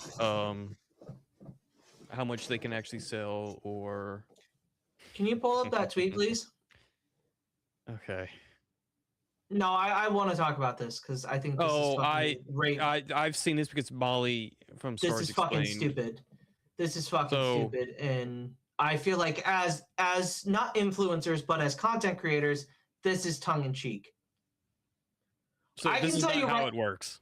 That's No, not no, how this it is works not at how the all. key works. That's not how this works at all. And I think it's very disingenuous to tweet something like that, especially their track record. I will say. Yeah, because I've heard about this person before in the past. So I will say, apparently, this is the first time I've actually seen somebody talk about it like this. I saw Molly Damon from Stars Explained post earlier today to kind of like to clarify stuff. Like, hey, there was no special treatment. No, Yeah, 100%. the way it works is like it didn't matter like what time you opened up the link. It could have been 5 minutes before or an hour before the tickets went live. When you were thrown into the queue, it was random. It's RNG. Yeah. It's RNG basically. Complete RNG, which you can argue if that's good or bad, but whatever. Like, I mean, I had 4 or 5 different browsers up across different devices, and I mean, one, I had double that, Ryan. yeah, well, I had 10. you know, One was like one, that, and the one other looked one. like this. One looked like this. One was going up yes. pretty good, and then the other 4 were kind of like this. No, that's exactly my experience. I had one of the 10 like that, and then one was the other rest of them were like that. Not to be rude or anything, but that's just clickbaity. So what I Like, will come say, so on the only now. reason I can assume this came from is because some people said that they got an email from Celebration from ReadPop hours before with the link, and others didn't. I will tell you exactly why that happened is because ReadPop's fucking email system sucks. I have never once gotten an email outside of my confirmation receipt. They never send me emails, but for some people they do. It's because ReadPop sucks. It is Yeah. not to do with influence. It's just Well, and literally it's wasn't there, RNG. and wasn't the link, wasn't the explanation for the link was that if you bought 26 or bought 25 tickets, like for Celebration Japan, it gave you somewhat of an early access to I get guess. tickets for Well, 27. I mean, they gave you No. the link, but again, No. but there was still RNG to get Luke, into the queue. I'll push back on that. Well, that's So- what I've seen. No, I don't know if that's this not is true or that not. is not true. So Okay. in years past, when you bought VIP tickets, you got an early Oh, queue VI to keep. that's what it was. But Yeah, but this they didn't year, do that this year. This year they That's removed right. it. They They said did. That's right. nope, it's going to be RNG. If you get it, you get it. If you don't, you don't. And here's the other thing. People can yell at Lucasfilm all they want. It's not Lucasfilm who has any control over this. Yeah, they're contracted It's out to not. ReadPop. It's ReadPop. And if you want to be upset with ReadPop, go right ahead. That's your prerogative. But don't take it out on Lucasfilm. Also, don't take They're it on the just letting them use the influencers. IP. Like, Yeah, first of all, fuck you, by the way, because it's like you are an influencer. You are a person that talks on the internet about this stupid little thing that we call Star Wars. And and there you're were gonna have the plenty of audacity- influencers, plenty of people who worked with Lucasfilm who waited hours to get passes and had 100%. other people in hopes they got them. Ryan, it's okay for us to say that you're going, right? You've done this publicly. Yeah, I mean, I've talked about it before. Okay. Yeah. So with the standpoint, Ryan got invited to, or is going to, the Mandalorian and Grogu premiere next week. Like, do you think that Star Wars just sent him a link to go to Celebration? Nobody got special treatment for Celebration. Nobody gets special treatment, And and the fact that tweet is still up here's the thing: is so insane to me. people don't get special treatment. It's disingenuous as fuck. No, people don't get special treatment until days before the event starts. 100%. If They you get- do see, If you get a free pass, it's like a week before, and you got to figure your shit out immediately. and I'm pretty They don't sure pay for your hotel. They don't pay for your planes. No, they just they go, don't here's a pay 4-day for- pass that we have extra. Yeah, we just no, have they one don't laying pay for around. anything. No, they don't pay for anything. So this, when I saw that, I'm not trying to bash on that. No, they person, deserve. They're rage baiting straight up. But come on now. You're taking advantage of that and you're making it clips. You're doing exactly like the grifters do, which isn't fair. Like, and I genuinely, I've interacted with that person. They're hit or miss. They're very much, it's very weird with their content, which is fine. Like, that's your prerogative. Here's another hot take that's been thrown out here, and I will say it because they were talking about it on live today. They're in the chat right now. I will say it because I kind of agree with their take somewhat. I do think a lot of this falls on the community because we should have banded together in numbers. You should have been reaching. There are Facebook groups out there for people to get Celebration tickets. If you're on Star Wars TikTok, not influencers, I'm saying if you have mutuals that you know are wrong, band together in numbers. You guys have numbers of people that you can use as a platform. Like, for example, DePaul, Chris, and myself were all in a call together, and we all agreed into the call going, if someone is ahead of us in the queue and they're comfortable with paying for our ticket, we will ask them to do it, and then we'll Venmo them immediately. That was the expectation in the call 100%. and in the server. Because, Yeah. and DePaul didn't buy my ticket. He bought a couple other people's tickets that I was going to buy myself for them. But I said, DePaul, they get priority because they reached out to me in advance. You are already in line. There's no guarantees for what's going to happen in the next 30 minutes. Go grab them their tickets. I'm 15 minutes out. I'll get my stuff when I get to in line. And this is where I kind of agree with the 2020 deal. Because like Ryan said, there were mutuals of ours that benefited from this, from getting 20. It's just like everything else in this world, it's one bad apple or a couple of bad apples to ruin a perfectly reasonable expectation in setting those guardrails. I'm also not going to put the people out there that I bought tickets for, but one of them had no shot at getting tickets. I will say that right now they had absolutely, where they were in line, it was about an hour in and they had 4 bars on the loaded line. When they got to the front, everything would have been sold out. I was already kind of doing the math in my head and I was like, I immediately texted them as soon as I got close to the end. I was like, do you want me to buy your tickets? Because I have the checkout. I'm getting close. Do you want me to just do it? And they said, yes, go for it. And I turned around, bought it for them, and they immediately Venmoed me like 20 minutes later. Yeah, and like here's the thing, like and that's what it should be for. Because I will say this, Celebration, no matter where it's at, is like the happiest place on earth. Literally, it's people going and spending their hard-earned money on a franchise that they love. All of the negativity doesn't really show up in Star Wars Celebration. Yeah. It doesn't. It doesn't. I was like, funny enough, like I had family members that are like Star Wars fans that are curious about it, but like have never gone. They're like, what is it like? I'm scared I'm gonna get like gatekeeped. I'm scared of like it's gonna be like the expert knowledge is like it's I said it's the polar opposite. It's like there are so many people that are like there are people that are only like the original trilogy. There are only people that like the prequels. There are only people that like the sequels. There's people that like everything. It's a wide spectrum, and you don't hear any negativity or anything. People, they're all just fans. No, 100%, and that's what I will admit. That's where I will get a little bit of the FOMO is just the people, just being around you guys. And that's what I also told them because I was like, I wouldn't go to a celebration by myself if I didn't know anybody. That's the one thing I would not recommend to someone is I think you should at least go with a couple of people, like two good friends, one good friend. You just need somebody to go with. And full disclosure, if we were able to swing it, we would be going. but like a huge reason why I don't want to go by myself. Yes, I love you guys. You guys are Yes. great. I would love to hang out with all of you. But Star Wars is literally the reason why I met my wife. Yes. And it was like our first we met each other at Star Wars Celebration Anaheim for the first time. Like and it's those things that again, love you guys, but like if my wife isn't there with me, it just doesn't feel right. No, it doesn't hit the same at all. You know what I mean? Like it's that's the person that I want to spend those fun little moments with. So that's kind of like the main reason why. And I said this to anybody. There's a bunch of mutuals that I know that have been to previous celebrations or previous events but are not going. I don't blame anyone that's not going. Like, money is hard right now. Life is hard. Yeah. Climates are hard right now. Like, I don't blame anyone that's not going. Like, they don't have to justify why they're not going. Yeah.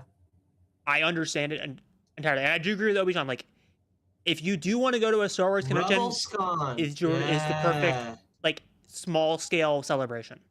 I'm not meaning that in a derogatory way. I'm saying that it's a smaller celebration. Did y'all see who they announced last week as one of their headliners? John Boyega? Well, John Boyega, yeah, they announced him a few weeks ago. They got Bryce Dallas Howard coming. Oh, that's wow. sick. Yeah. When is that?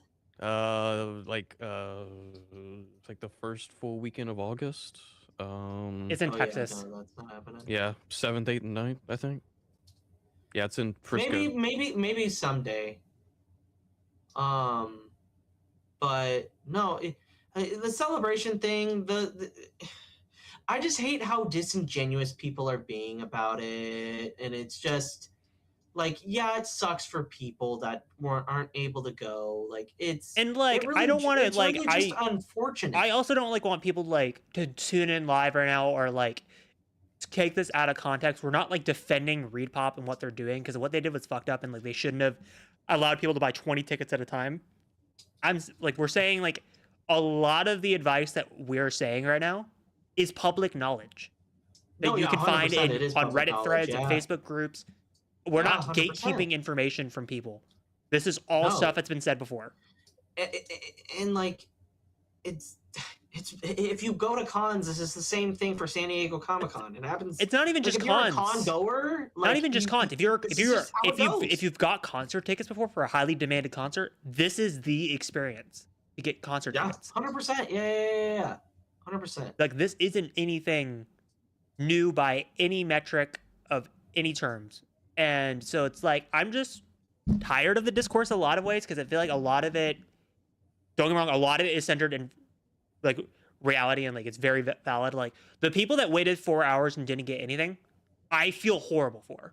I feel terrible for some of them. We know some mutuals that were into that boat.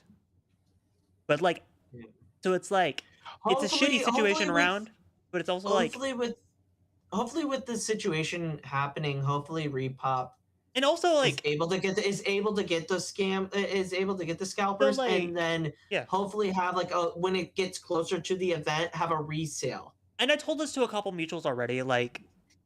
If you didn't get tickets during the main ticket sale, I promise you are gonna get a shot at tickets because there are a lot of people out there who posted on Twitter, who posted on Facebook, who posted on anything, on TikTok too, saying, I bought tickets, but I'm not sure if I'm going to go yet. That's what frustrates me the most, is that these motherfuckers buy the fucking tickets, and they're not even sure whether they're going to go or not. You just took a guaranteed 4-day pass, or 4 individual passes from a person that has the capability of going and wants to go. Here's the thing. That's the problem that I have, is that people were, I got tickets, knowing damn well that this whole thing is so polarized. Here's the thing. Right now. I'll out myself right now. I don't really care about this. I'm not sure if I'm able to go all 4 days. But here's the thing about the difference between me and that person. If I can't go all 4 days, I am going to sell one of my individual day tickets to someone that can go and I know has the ability and is planning to go. Straight up. I will turn around and sell it at market value. I don't care about making a profit. I'll just turn around and go, here you go, it's X amount of dollars. This is what I paid for it. 100%. because I Absolutely. don't care about money. I care about people having an See, experience and going. But that's the problem, right? Ryan, what like? Are you with me kind of on this? Like, shame on the people that are posting like, oh yeah, I'm not sure if I'm gonna go or not, but I got Yeah, tickets. if you had like no intention on going, Like, come on, it's like don't it's do like that shit. Well, like, I don't know, like, for example, I could be student teaching by then. I'm not going to be being paid for a job, and I may only get certain numbers of days off. So it's like I may be going all 4 days. I may be going 2 days. That's different. But Hereth, Yeah. you had every you didn't go. intention You to had every. go. Yeah, I was gonna say you had every intention when you bought those tickets. Like you're going. Yeah.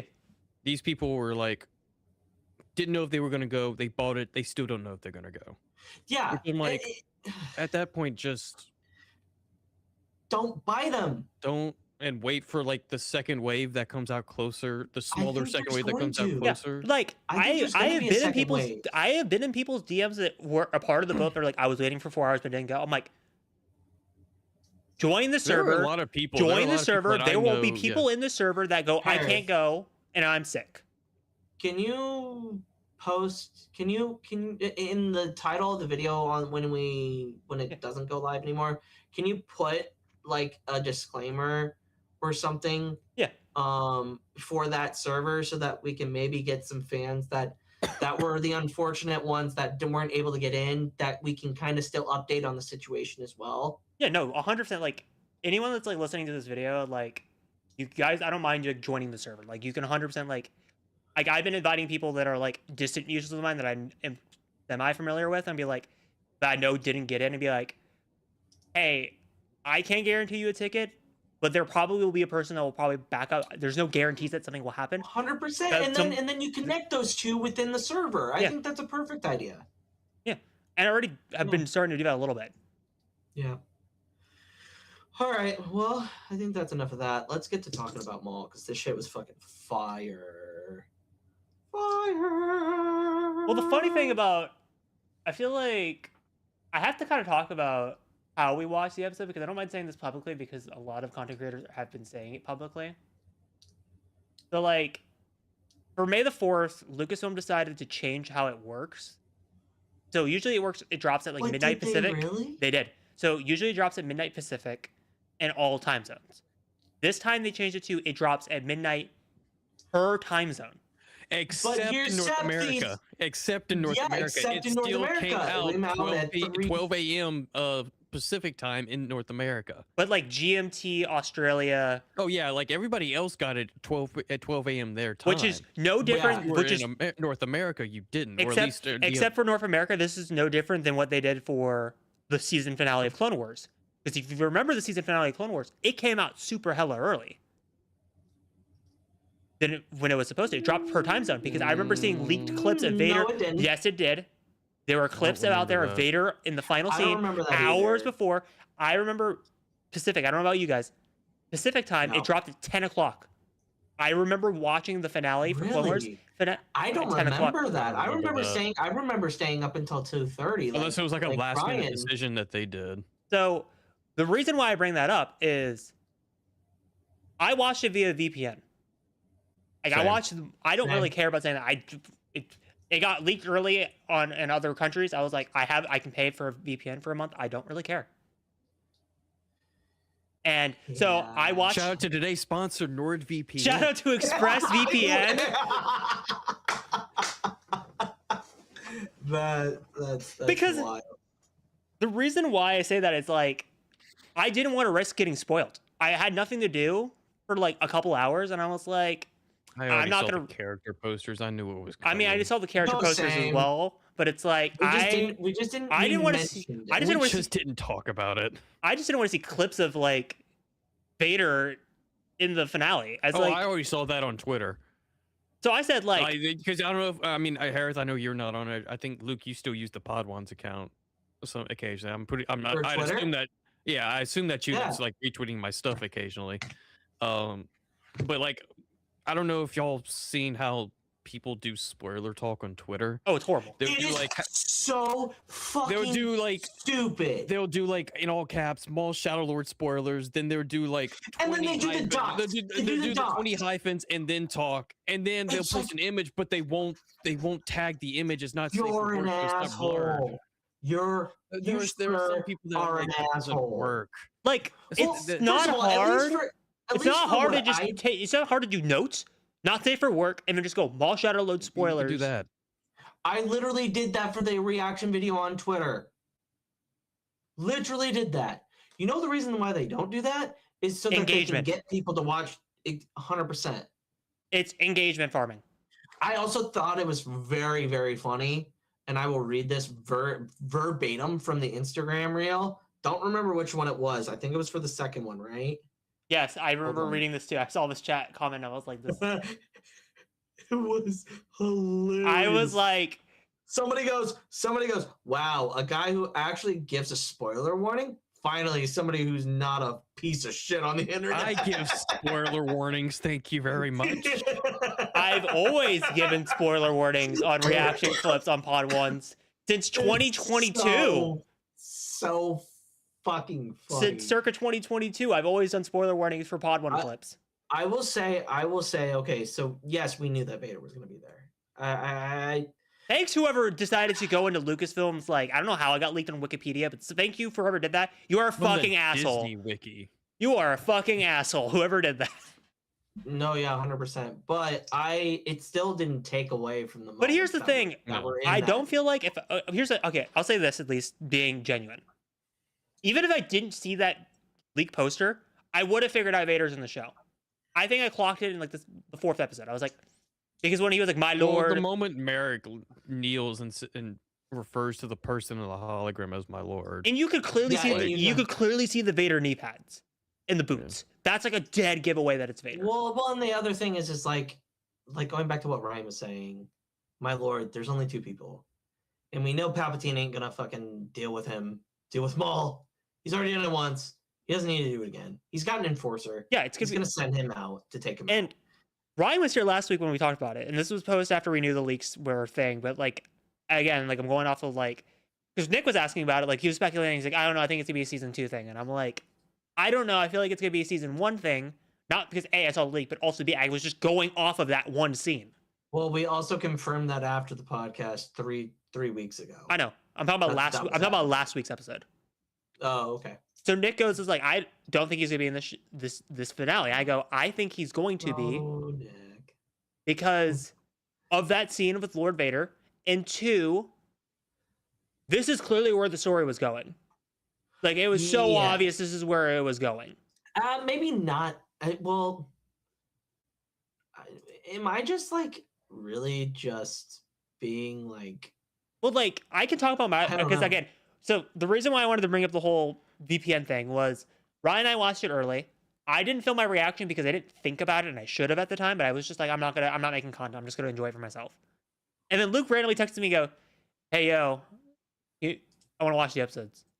How do I do this?" I literally did. I was like, yeah, I'm not gonna be able to avoid spoilers, and I don't want to wait to watch this. So what we did is we synced up the episode at the same time and clicked go. Oh, and my wife gave me cookies. W. Lannis. So we synced in the chat. Oh wait, the dog's still there. Sorry, Hereth, go. Yeah. So we synced up the episode at the exact same time, and yeah. Go ahead. No, sorry, I didn't know if you were gonna bring in Atlantis for whatever reason. So it's I wasn't gonna bring in Atlantis. Yeah. Shoot, go.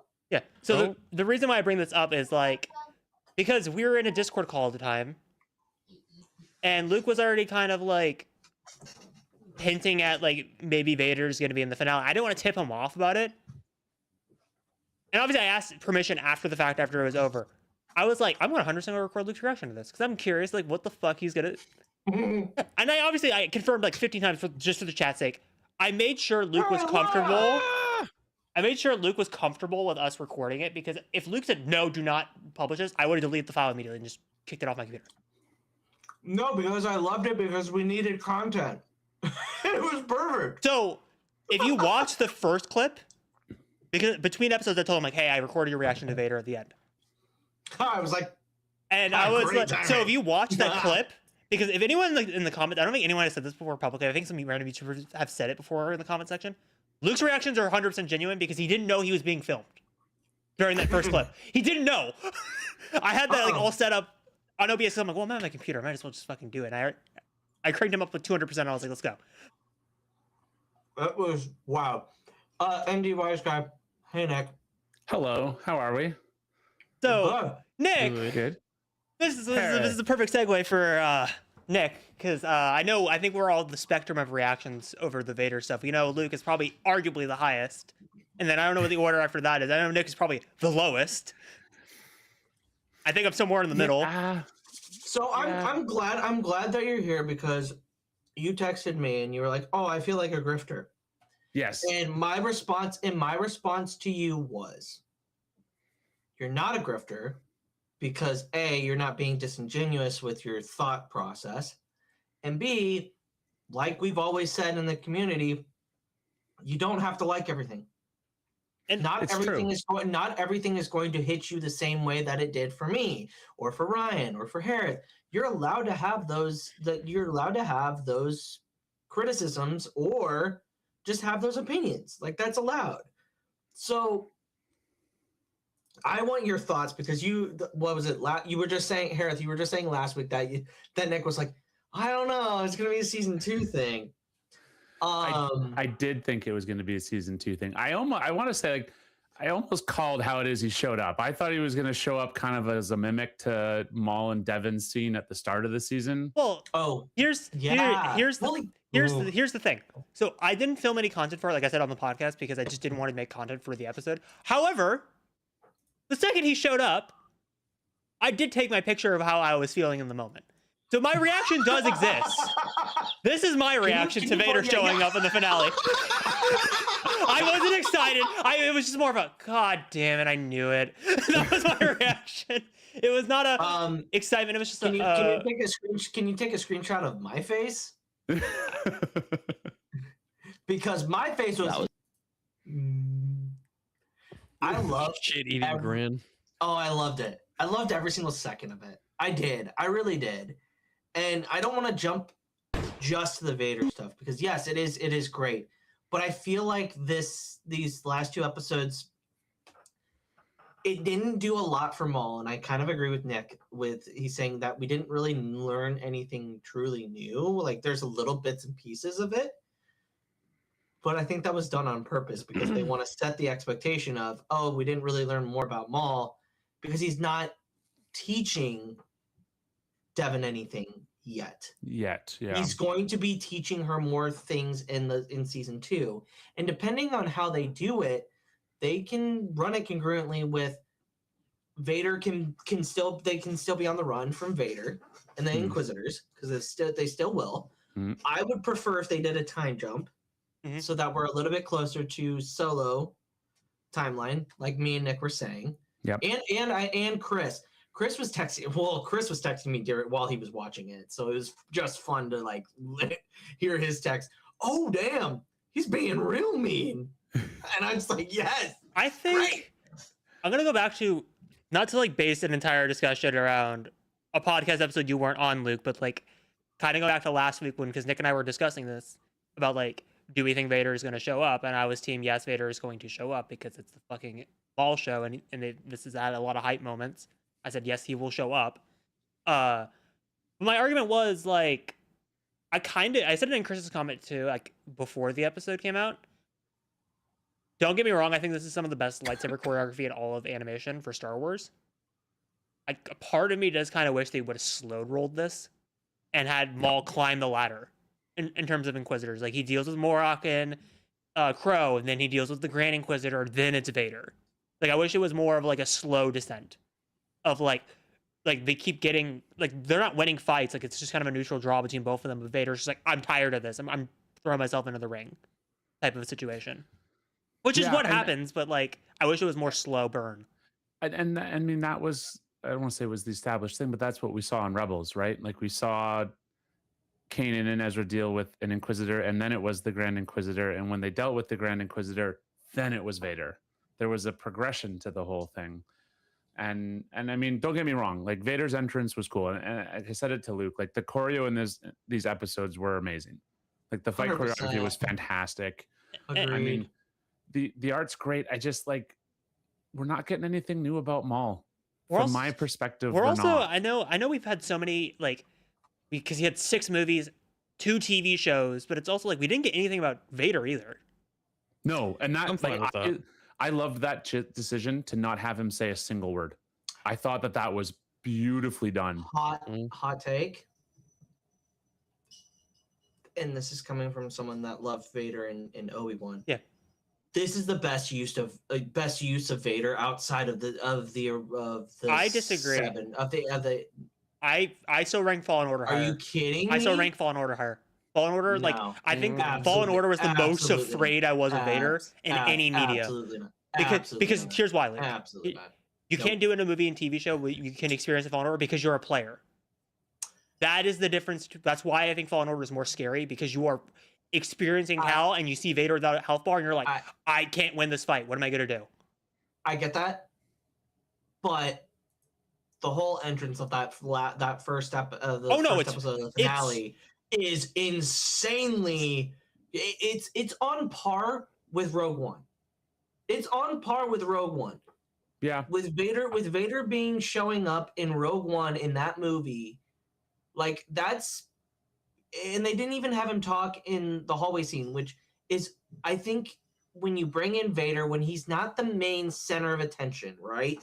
I think it's best that they use him in a non-verbal way.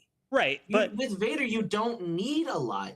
You need the lightsaber, you need the breathing sound, and you just have him do things that are Michael Myers-esque, and it works. But like, I want to bring up though, like, obviously I agree with, like, because again, I just said like I wanted like a slow progression, but apparently because obviously they had the premiere event in Los Angeles for like for Lucasfilm employees and some creators.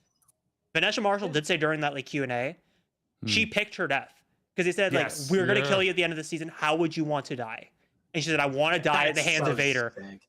That's so. And she even described like I want to get choked up by Vader. I want to hear my lungs get ripped out of my. I want it to sound like it's my lungs getting ripped out. Yeah. That is absolutely insane. And she nailed it. Like her death, even though it was off screen, was like terrifying, shiver inducing. It was shiver inducing. Like, and this is coming from someone that, again, I have 2 freaking Vader helmets. I have his lightsaber. I have a freaking picture that I bought at Star Wars Celebration 2022 of Vader that I didn't necessarily need. Obi-Wan Kenobi is my favorite Star Wars TV show. I love Anakin Skywalker / Darth Vader, but this cemented him as the greatest visual media villain of all time. How did have you seen Filoni's quote at the screening about Vader? Yes, about why they didn't use his voice, why he didn't talk. Being very careful and I think there's some other stuff as well. Well, like we talked about it like a little bit after we recorded your reaction. I said like, while I enjoyed Vader and Kenobi, there were some moments that felt very uncanny valley because you could tell it was James Earl Jones' AI voice. And it felt like a weird hybrid mix of A New Hope and Empire Vader. I felt it was a little unsettling. I will say this, Hereth. Because it's hard for Vader to emote with an AI voice. Yeah, but it's the voice. You don't you have. And this is weird for me to say. But here's I'll push back on that. No. We'll push back on that. Because some of my favorite Vader voice acting moments, because it's all voice acting, but my favorite like actual is late James Earl Jones in Rebels. Vader emotes like crazy during Twilight of the Apprentice, even before you get to the Matt Lanter bit. Yeah, Vader is an emotive character in terms of voicing. But I think having him not speak makes him that much more. Oh no, I don't disagree. For Maul, I don't disagree. But I'm just saying like. James Earl Jones AI, that's kind of like I'm kind of iffy on it because it's like I want Vader to emote. Here's my thing, right? I don't think you're ever going to get away with James Earl Jones not being the voice of Vader. I think with the AI capability, There are multiple You're not examples going of to. Vader being voiced by another person, and people were fine Not with it. okay, but here's the caveat, Hereth. In live action or animation, who has voiced Vader for a TV show that that is canon that hasn't been James Earl Jones? Don't shove it out here. There isn't. But And there's I, a reason. but you Fall- can find somebody. But Fallen Order Jedi Survivor, there's a guy right there who is the voice actor of Vader, and he does a I good don't job. disagree with you. I don't disagree with you. But if you're going to have him in live action or you're going to have him in a show that people watch, the general audience watches, you're going to want to use James Earl Jones. But here's my argument, pushback on that as well. James Earl Jones passed away. Guess what? Get used to it. That's my argument. They can Yeah, deal with but, I recasting mean, all the time. And it's a voice. It is a voice, but it's a But it very is the iconic. It's a very voice. iconic voice. It is I don't disagree with the that. Voice. It is the voice. That's my pushback, is that it's the voice. Like, yes, there's nobody that can touch James Earl Jones, except for maybe Chris. He does a pretty good job. Chris, But, like, pretty good. Chris is a pretty good job. But, like, I think, and this is in the same vein of, the disagreement that me and Hereth have Yeah. about Tamora Morrison playing Rex in live action. Yeah, because And I'm team how P. Bradley Baker, because that is Rex. And that's completely fine. But that's how I feel. If you're gonna bring in Vader, I think to the point that if they bring Vader in for something that is going to be either live action or if he's going to be a main player in season 2, it's going to be James Earl Jones. And I'm okay with that. Whereas, and here's the other caveat: James Earl Jones, like the estate, is okay with this. I wouldn't be okay with this if the estate wasn't okay with it. Right. I just push back on it because of for example, obviously it's different for Luke because you're seeing a person's face and a voice, but 100%. like Mark Hamill and like Book of Boba Fett, Mando is like very off-putting, and it's like I'm trying to imagine that in a longer, because Vader and Kenobi doesn't really speak much, and a lot of it is masked because of Hayden. Yeah. Oh, Yeah. But also, why do you need him to talk? Yeah. Like, Well, if you're gonna have him, no, go ahead. But like, I mean, Vader's presence in this episode, these 2 episodes, because even the last minute of that first one is imposing, and he doesn't need to speak, and even in the movies, he doesn't speak a lot because it's his physical presence that adds to that intimidation. 100%. But if you're gonna have him be an antagonist in season 2, he's gonna have to talk. Maybe he's not, though. Maybe he's just the Baba Yaga that's chasing around Maul, like what haunts him, and that's why we see him. Ties to why it is we see him so scared. I actually of Vader and Rebels. really like that idea, Nick. I think like Tony Gilroy Maul has like put it- PTSD of like Vader throughout season 2, and is constantly like having dreams of like fighting Vader with Devon, like, and then watching Devon die at the hand of Vader, and like that's what's haunting him throughout season 2.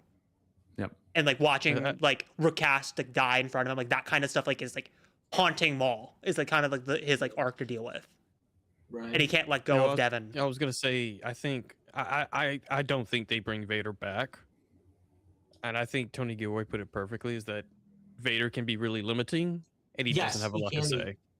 100%. And you don't need him to 100%. say a lot. Like, I mean, if you like, I mean, obviously there's the comics that I think explores a lot, but like these stories, like these stories aren't putting Vader in that light. No. He's not the main character in this context. Like, you don't need to hear his inner. We don't thoughts. need to You hear his inner thoughts. Yeah, Yeah. exactly. 100%. Like, I honestly, I would be fine if he didn't show up at all in season 2, because I feel like 100%. the impact that he had on Maul in this one episode is enough to justify Maul's reaction to him in Rebels. I like that more because I think there's more of a gap between Vader encounters that makes it the impact of Flight of the Apprentice of Maul running away more terrifying. And like Maul threw everything at him. Oh yeah, and Vader didn't even flinch.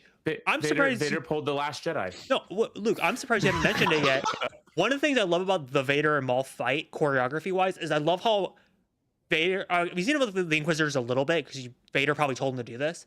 Is I love how Vader's constantly going for the Obi-Wan. He's just trying to cut him in half because Obi-Wan has been telling him for years, yeah, you basically take out Maul by just chopping him in half. So you just see him the entire fight. He's just going for his hip constantly. He's just trying to cut him in half. He sees that damage on the leg. Yeah, he's like, I'm going for it.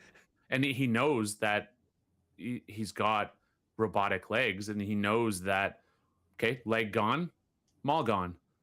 But I mean, he also, that entire fight, he looked effortless. Yeah.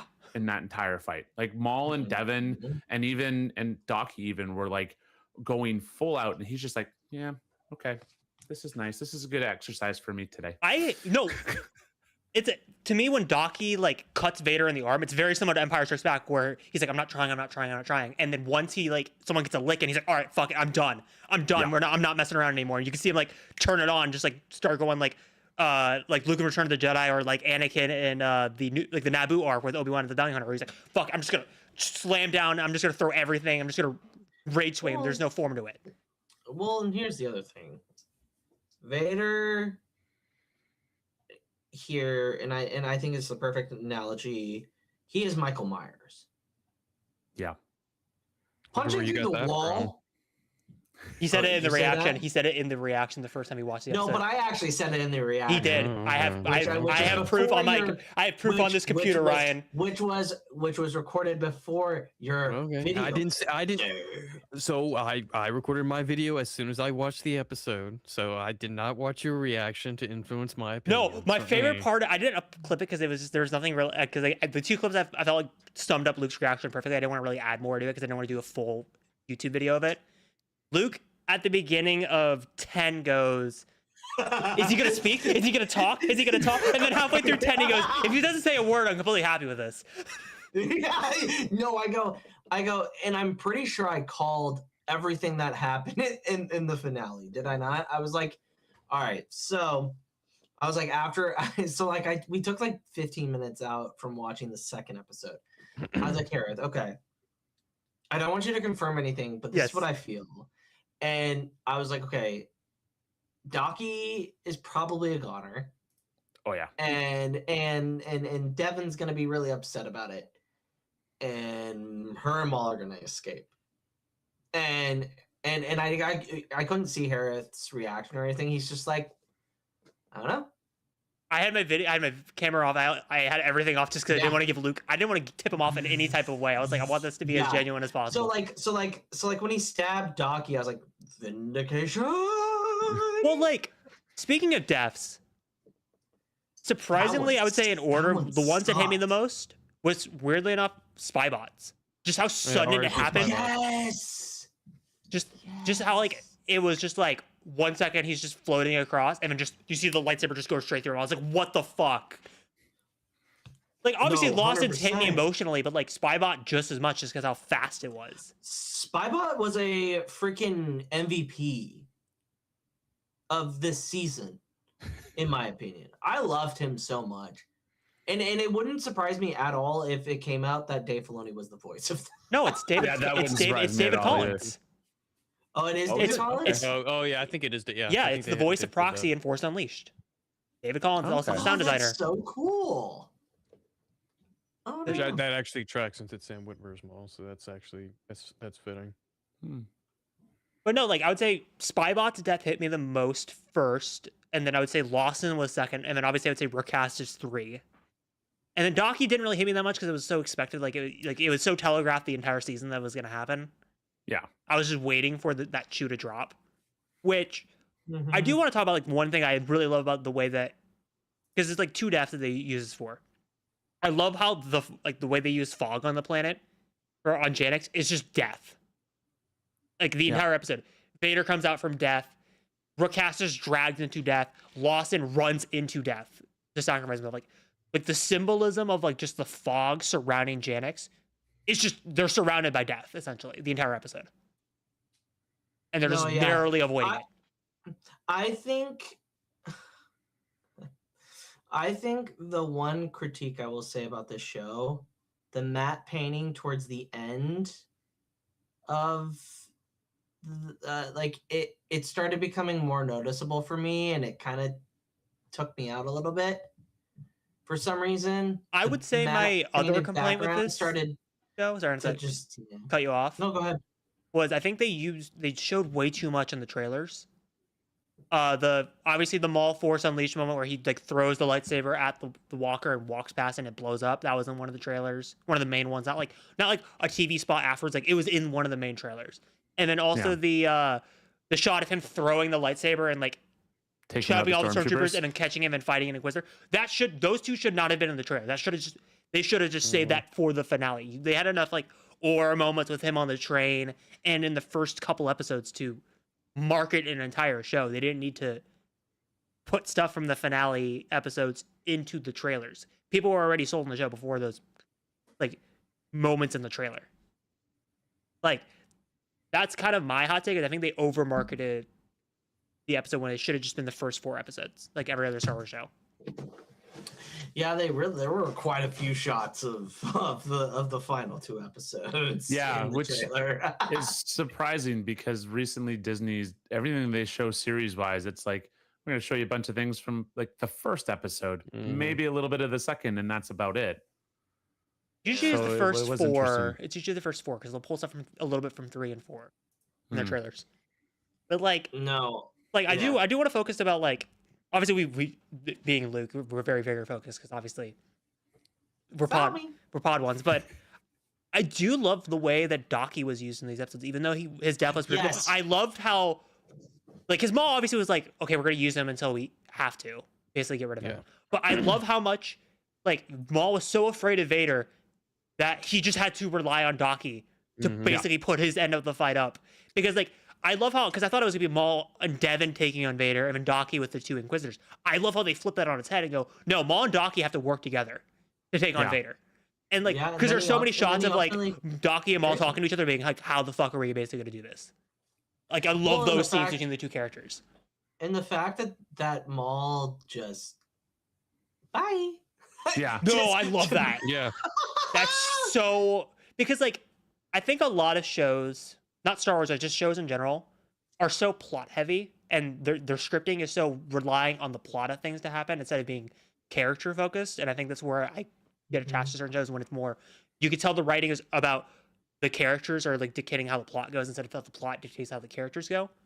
So the reason why I Yeah. love that moment for Maul is because yes, Vader showed up, but it made sense within the narrative, and everything that Vader did was a reaction to what Maul was doing. So like I love how Docky died because Maul was just like, fuck it, I need to get Devon out of here, and just like shoves Docky straight into Vader and just runs away. No, yeah.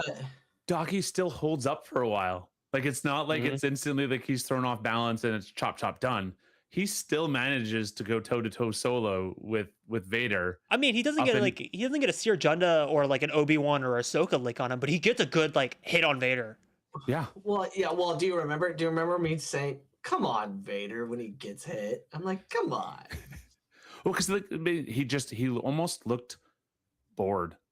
Oh, like- for sure. Well, like yeah. my theory is, and I don't even think it's a headcanon theory, is like I think Anakin has heard so many stories about Maul from Obi-Wan that he was like hyping it up in his mind of like, oh, I can't wait to fight Maul. I can't wait to like you can tell Anakin's like, I'm gonna fight him. Like I can't wait for this fight to happen. And then he's like, why is he going so slow? In the Anakin and Obi-Wan comic that takes Yes, place in I brought this between up. A Phantom Menace and A New Hope, there's like a Attack of segment Clones. where Phantom Menace and Attack of the Clones where Anakin has programmed like a dual like a simulation dueling bot or whatever to match everything that Obi-Wan told him of Darth Maul. So he's fought Darth Maul before. Yeah. Essentially, but not the real thing. Yeah. He's the And here's the other thing. Like they kind of had to have Maul lose. Oh to yeah. Vader. I mean, duh. But I mean, he didn't really lose. He ran. But that's which what I is love. very on par with what Maul does. It's very on par for Vader in canon because if you're not Luke You either Skywalker die. or Ahsoka Tano or Obi-Wan, let's be real, if you're not a main character, you either die or you survive barely. You either run or you die. There is no in between. Yeah. Well, Cal, you could say that for both. Cal So far. runs or So dies. far, so Seer far, Junda so far. runs or dies. Yeah, 100%. I mean, Seer Junda is the one that's gotten, other than Obi-Wan, Seer Junda is the one that's gotten closest to beating Vader. Oh, that Jedi Survivor fight's insane. Oh yeah, it is. Yeah. I remember that. But, I like- still have that clip but, like- of me playing that. No, going back to like what I was gonna say, I also like focusing more on the Maul side of it than the Vader side of it. I do love the whole moment of like them talking, because obviously Maul's like aware of like what's going on. He's like, this isn't an Inquisitor. He doesn't say it in the episode, but you can tell he clocks it. He's like, oh, this is fucking Anakin. You can tell like this because Docky goes like because he's like convincing Devon like of like he goes, you get to use your rage because he was a former Jedi, and Docky's like, how do you know this? He's like, because he is, and because he doesn't say it all. Like, we were just like, this is Anakin fucking Skywalker. God damn it. Yeah. He's like, oh god damn it, he survived. Like this motherfucker. Well, and here's the other thing, he hadn't even met Anakin. No. At all. No. So to his mind, he thinks Vader is what Anakin was the entire time, which is hilarious to me. No, Not true, because he's probably seen hollows of Anakin before. correct. You could also assume that. Also, even though the show barely talks about it, remember the Siege of Mandalore's whole point was to bring Obi-Wan and Anakin to Mandalore to get Maul, to get Anakin away from Sidious, so Maul could tell him, by the way, this is Sidious. He's trying to manipulate you to the dark side. Let's take him out together. Let's take him out together. That's why he pivots to Ahsoka, because that was his original plan. Which, by the way, that wouldn't have worked. It wouldn't have worked. No. And I've always said, because Connor, like, because Connor and Chris have both written like what ifs, like, oh, what if Anakin went to Mandalore? I still feel like Sidious would have gotten Anakin's head no matter what, and had Anakin kill Maul, like how he kills Dooku. Well, first of all, Ahsoka doesn't believe him. You think Anakin's gonna believe him? Do you think No. Obi-Wan's gonna believe him? Yeah. Obi-Wan would believe because remember, you have to remember. Once Maul Dooku- name drops Darth Sidious, he'll yes. Yeah, but here's He'll probably- here's a theory that's actually backed up by Maul, because when Devon starts having visions of what's gonna happen in these 2 episodes, Docky turns to Devon and goes, Maul planted this in your mind to make you come to him. This is kind of a canon confirmation that Sidious started planting visions of Padme dying in Anakin's head to get Palpatine to get closer to Anakin. That I feel like that's not headcanon. I think that's kind of implied in Revenge of the Sith. I think that's established lore even from Empire Strikes Back. I was gonna say, isn't that kind of established? I thought that was established in one of the Vader runs, not the one that everyone misreads as Palpatine being Anakin's father, but I thought it was that's established in there. 2017. Yeah, You but think I it's thought like it was established 2015, in one of the 2020? runs. Yeah, Wait, which one? What are we talking about? So where I'm talking about, I talked about like, so we're talking about like just in general, like about these 2 episodes, but kind of like I said that I kind of headcanon that Palpatine planted visions of Padme dying in Anakin because of what Docky said in these episodes of Maul is planting visions of your mind of potential futures to make him come to you. And it's stuff that she even says, like, I see a statue in a waterfall, and like obviously that's where Maul sees her. So Maul is planting ideas of what's going to happen. So I said my headcanon is I think Palpatine planted visions of Padme in Anakin's head. My argument was going to be, we're going back to Mandalore, even if Anakin went to Mandalore, I think Palpatine still would have planted visions of Padme dying, and he would have been pulled back to Coruscant. yeah, probably. And I just think that I think that Obi-Wan would not believe Maul even if he names drop Sidious. This is the guy that killed the love of his life, the forbidden love of his life. There's no way he's going to believe him. Dooku tells Obi-Wan the same thing in Attack of the Clones, and Obi-Wan rejects it 3 years before the war even starts. Yeah. So I don't think it would have changed things. Would have delayed things, but I don't think it would have changed things. No, it wouldn't have changed the outcome. If anything, it would have made it a whole lot worse. But like, Yeah, because Maul probably would have died right then and there. Oh yeah, because I said last 100%. week I was theorizing of like when the Ahsoka epilogue in Clone Wars happens with Vader and the lightsaber. I was trying to figure out like if this happened before or after. I think so I think he discovers the lightsaber and like he thinks Ahsoka is dead. I think that takes place because if you remember, those are actual snow troopers, and there are actual and there are actually stormtroopers that are walking around in the season 7 finale. So I don't think it's anytime soon. Well, the reason why I kind of push it's- back against that because the Ahsoka novel explicitly says they are full-blown TK stormtroopers a year after Revenge of the Sith. So it could be anywhere from a year to Rebels. It could be anywhere in that gap. But and here's the other thing. I think it's closer to A New Hope. Because the Vader that we see in Clone Wars seasons in Clone Wars season 7 is more of the look that we see in the original trilogy. It's the red lens. But It's the Vader red also have islands. red lens by this point in time too. So I'm not trying to say it happens before Yeah. this episode, but I'm saying it could happen anywhere in the timeline. It has to at least be a year after Revenge of the Sith. It would be nice if they. Personally, I like that. Everything took place in 1 year. Exactly. Well, I'll believe again- Jon Favreau. If I had to like be perfect and be like, oh, this is the most narratively fitting, I would say, even though it has nothing to relate to this episode, I don't know why I'm bringing it up. I would say it's right during Rebels season 1. I think that would be the most fitting narratively because Vader I don't showing up in disagree the with season that. 1 finale is being like, oh, she's alive. Well, it's around that time. Big gap, though. That is a huge gap, but it would explain the more original trilogy looking. Or not wait, stormtroopers. not that she's alive because he obviously does that in season 2, but like more of the idea, planting the idea in Anakin's head that maybe she'll survive this. Maybe she is. No, I kind of fucks with that a lot more, because he. And it could even relate to Maul because it could be like, depending on how long the gaps they go, because he could run straight up to Rebel season 2. The more that Vader starts encountering Maul, he starts to wonder what really happened on Mandalore. That would be interesting because he keeps running back into Maul being like, wait, Well, no. you survived this. Actually, Did she survive this too? And it kind of like, that's not a bad story beat. How do we feel about that if that ended up That I'd be happening? okay with. And maybe that, like him knowing that Maul is alive is what jumps him to go searching for where that ship crashed. because I wouldn't Yeah. mind if Vader keeps showing back at each finale of Maul, and it just we keep getting closer to. Because I think the next time jump should be like around, like after, like It should be around Solo. it should be around Solo. And then So with the way the season ended, I don't think we get that big of a time skip.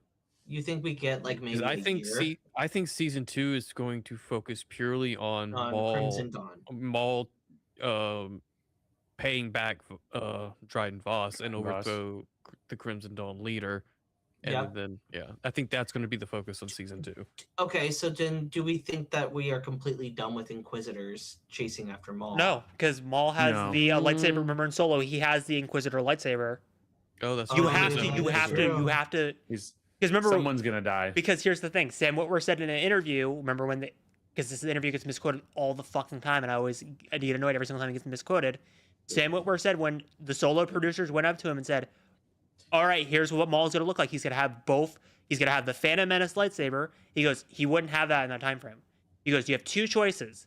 You can have him have the dark saber, which means this, and this, or he has an Inquisitor lightsaber because they filmed this after Rebels, which means this, and this. AKA, he's getting hunted by the Empire actively and is on the run. Which would make the most sense, especially after this season. Yeah. Specifically, I think, and that's why I think that we haven't seen the last of Vader in this show. I mean, if we do, I hope that they use him sparingly. I don't want 100%. it to become a Vader series that Maul is in. And that's my worry No. with Vader. Not because I don't think they can tell a good story, but just because Vader himself can take over a And story. commands the room. And Yeah. the reason And why that's why I say, by the way, first of all, sorry, a little bit of Yeah. a tangent here, Hereth. Let me Yeah. go on this one. This is why Darth Vader should have won our aura farming. This episode, right? Yes, this finale right here. He should have been number one. Fuck Han Solo. Are you kidding me? He fucking aura farmed the shit out of these 2 episodes. The entire first season would suggest that Maul should have won, given just the sheer volume of aura farming he did in this season. No. He didn't aura farm. Vader aura farmed in 2 episodes, like an episode and a half. Then Maul tried to do his entire existence. Vader out-orbed Maul in these 2 episodes. Dude, he's fucking Anakin Skywalker. That diva-looking ass bitch was like, oh, I've got to be extra all the fucking time. No, but my all point, the time. yeah, my point was going to be I'm kind of worried, even though I'm not want to keep going back to last week's episode, but like this is kind of my thought process: is how do you escalate the stakes per season?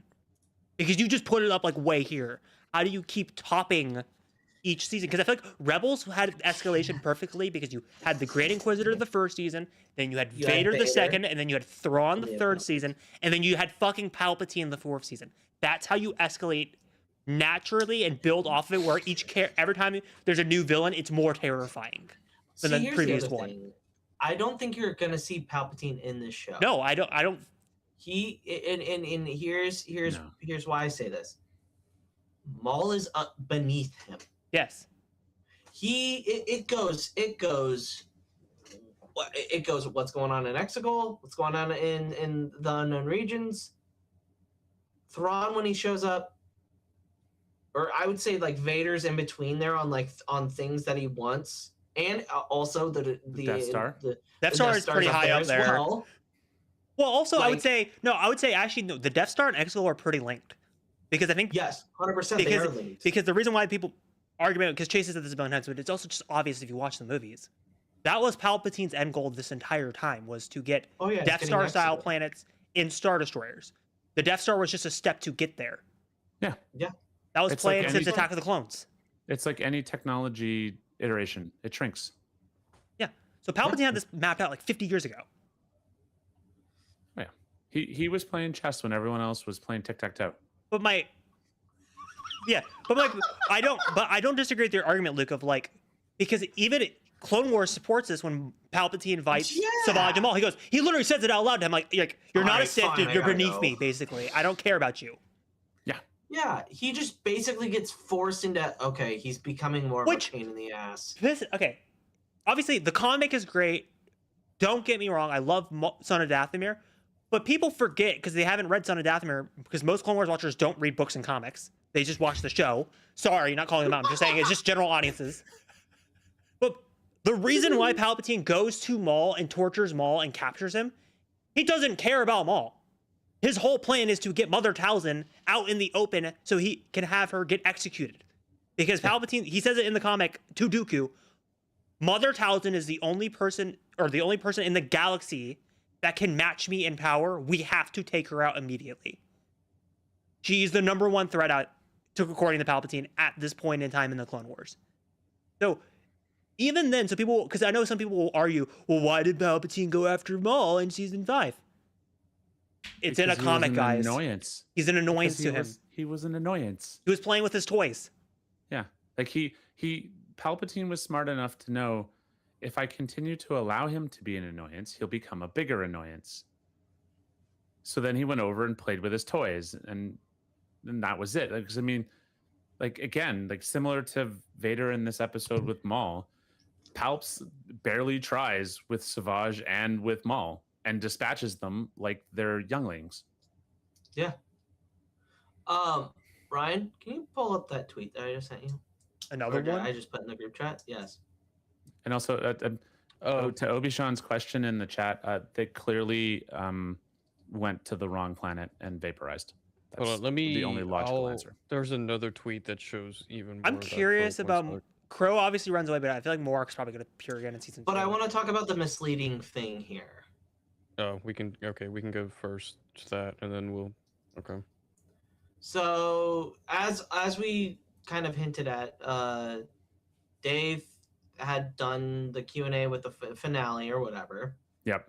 And he was quoted. Can we make that a little bit bigger so I can kind of read this? I was waiting for someone to do this. Okay. Well, hold on. There's more to it, and we can elaborate on it. Yeah. Yeah, we'll elaborate. So this small little section here, does not vindicate you fucking assholes of Vader and Anakin Skywalker are two different characters. Catch me with that shit one time. I will evaporate your asses all fucking day. Darth Vader won't let him surface. Anything that reminds him of Anakin, he's going to destroy.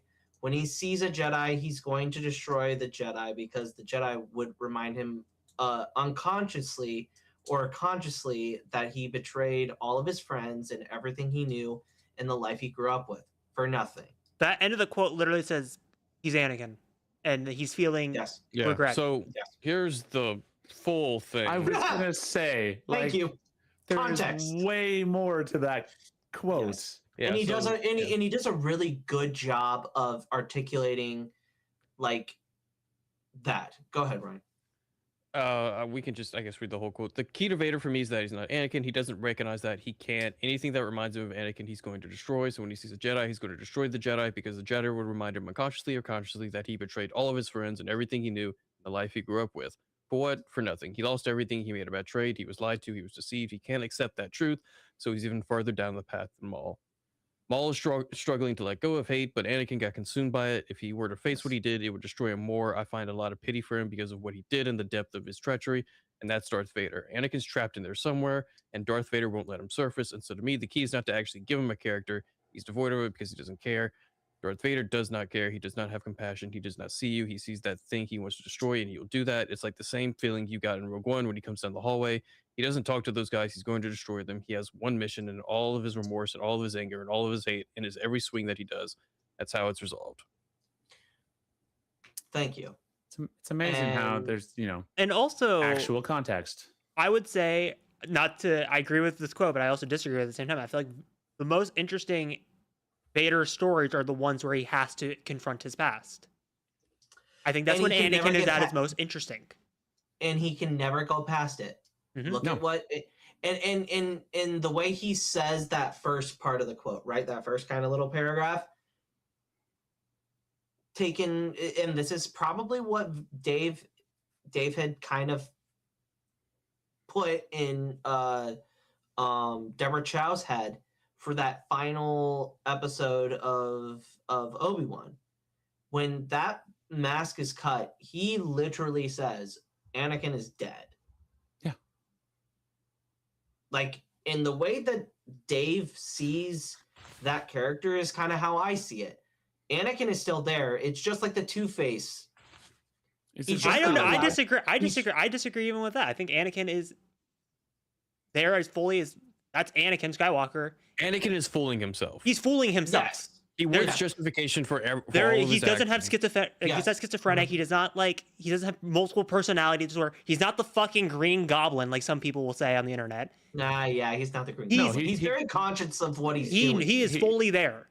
he disassociates himself. Yes. Yes, he It's not- disassociates what they do. Yeah. And it's not that's him what I- doing it.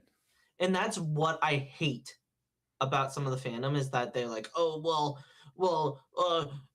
Anakin was lied to. Yeah, sure, he was lied to, but he allowed himself to be manipulated. He was allowing himself And, to fall into his these issues. justification is like he's like that's not me. That wasn't No. me. That's his like him saying that like Anakin is dead. I'm what remains. Like you are what like that's just Anakin just saying like no, he's gone.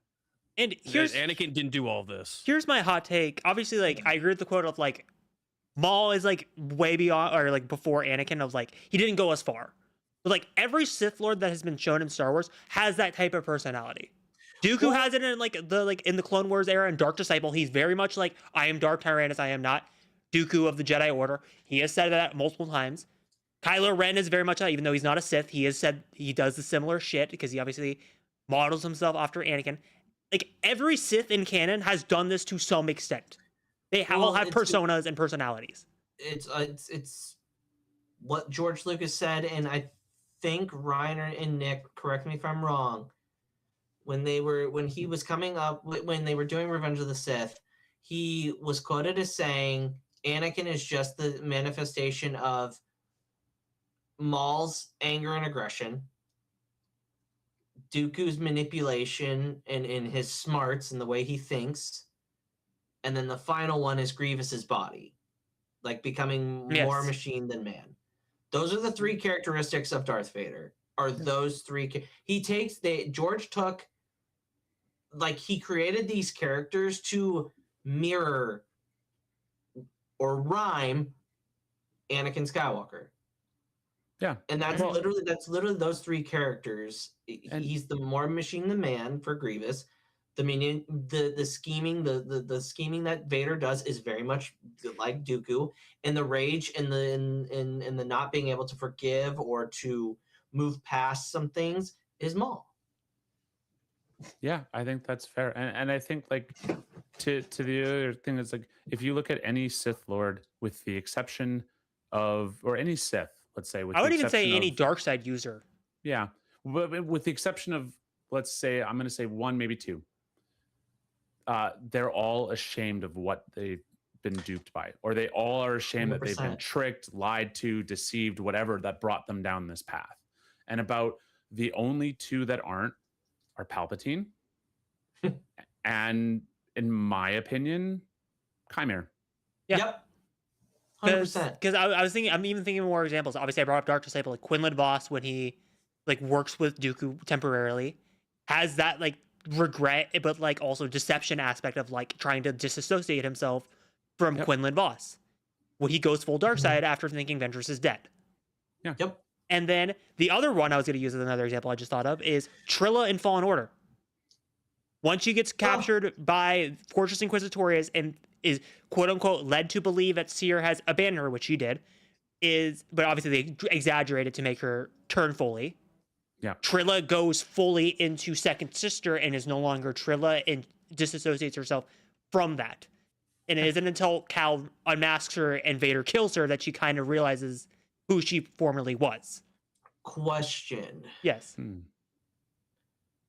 Do we think we will see a possibility of Reva in this Maul show? I actually would kind of like that.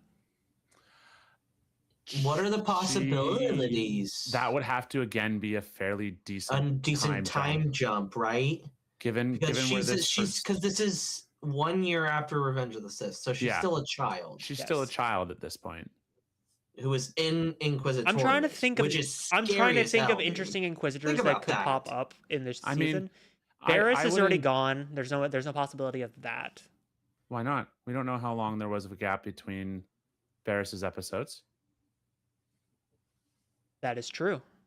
It's entirely possible Barriss could show up. Well, because I think it's unlikely, but it's possible. Well, we also don't know. Because the reason why I agree, Luke, with Reva or Barriss is I want a woman Inquisitor for Devon to get mirrored with. So why not Trilla? Trilla would be fun. Ooh. It's the right time frame. Because I want someone to, because again, Vader is obviously the mirror to Maul at this point in time in the timeline. I want someone to mirror Devon at this point in the timeline. Yeah, Trilla would be a great example of that. Yeah. I would love Reva to show up for no other reason than to piss off fanboys. to laugh at the fanboys who lose their shit. I think that would just be selfishly Nick, brilliant. you missed at the beginning of the very episode. I made a hilarious Acolyte joke where I compared Maul and Acolyte to each other without describing the characters of the events, and I was like, "What show am I describing, people?" Yeah, I mean, you missed it's true. I was saying that they should that there should be a stupid second broken season. train. There should be a second season. Stupid broken train. But let's talk. I say we've done a lot of Vader. We've done a lot of Maul. Devon seeing the death of Daki obviously is huge for her. Can we talk about Devon's voice actress? Oh, in that performance after she turned. Oh my god. Yeah. So good. Well, can we give a round of applause for the Kiners? No, but I was gonna say before you said the whole, I was so enthralled by Devon's performance, I didn't even notice Anakin's dark deeds because I was so locked in on the performance. I was like, holy shit, she's acting her ass off. Yeah. The Kiners really went into their bag, and it's not even like they overplayed those themes. No. It was perfectly timed. The Force theme was in there very sparingly at like when Dockie's towards the end. It was kind of like, in a way, of Luke witnessing Obi-Wan dying. Oh, very much so. Very much so. As Like that, in that you could regard. easily see Luke going down the path that we're seeing Devon going down if he's not surrounded by by friends and family. exactly. So I mean, and Devon's going to be a very, very interesting. I know player moving it's forward. very obvious, like visual like symmetry. It doesn't really explain a lot, but I do love Maul ripping off half his saber and throwing it at Devon as soon as she loses hers and starts going to a blind rage. Yeah, it's her fully giving in, and I love how Maul was like, okay, the only way that you can beat him is by using your rage. Yeah. Use your rage. Use your rage. No, I Use would your say rage. I love how they planted that seed in Devon's mind in the beginning of the finale, but I love the whole 100%. when Vader shows up and Maul basically like, we're gonna basically we have to run away, we're gonna die if we stay in here, and rips down like the temple. I love Devon being like, no, I want to kill him. He has to die.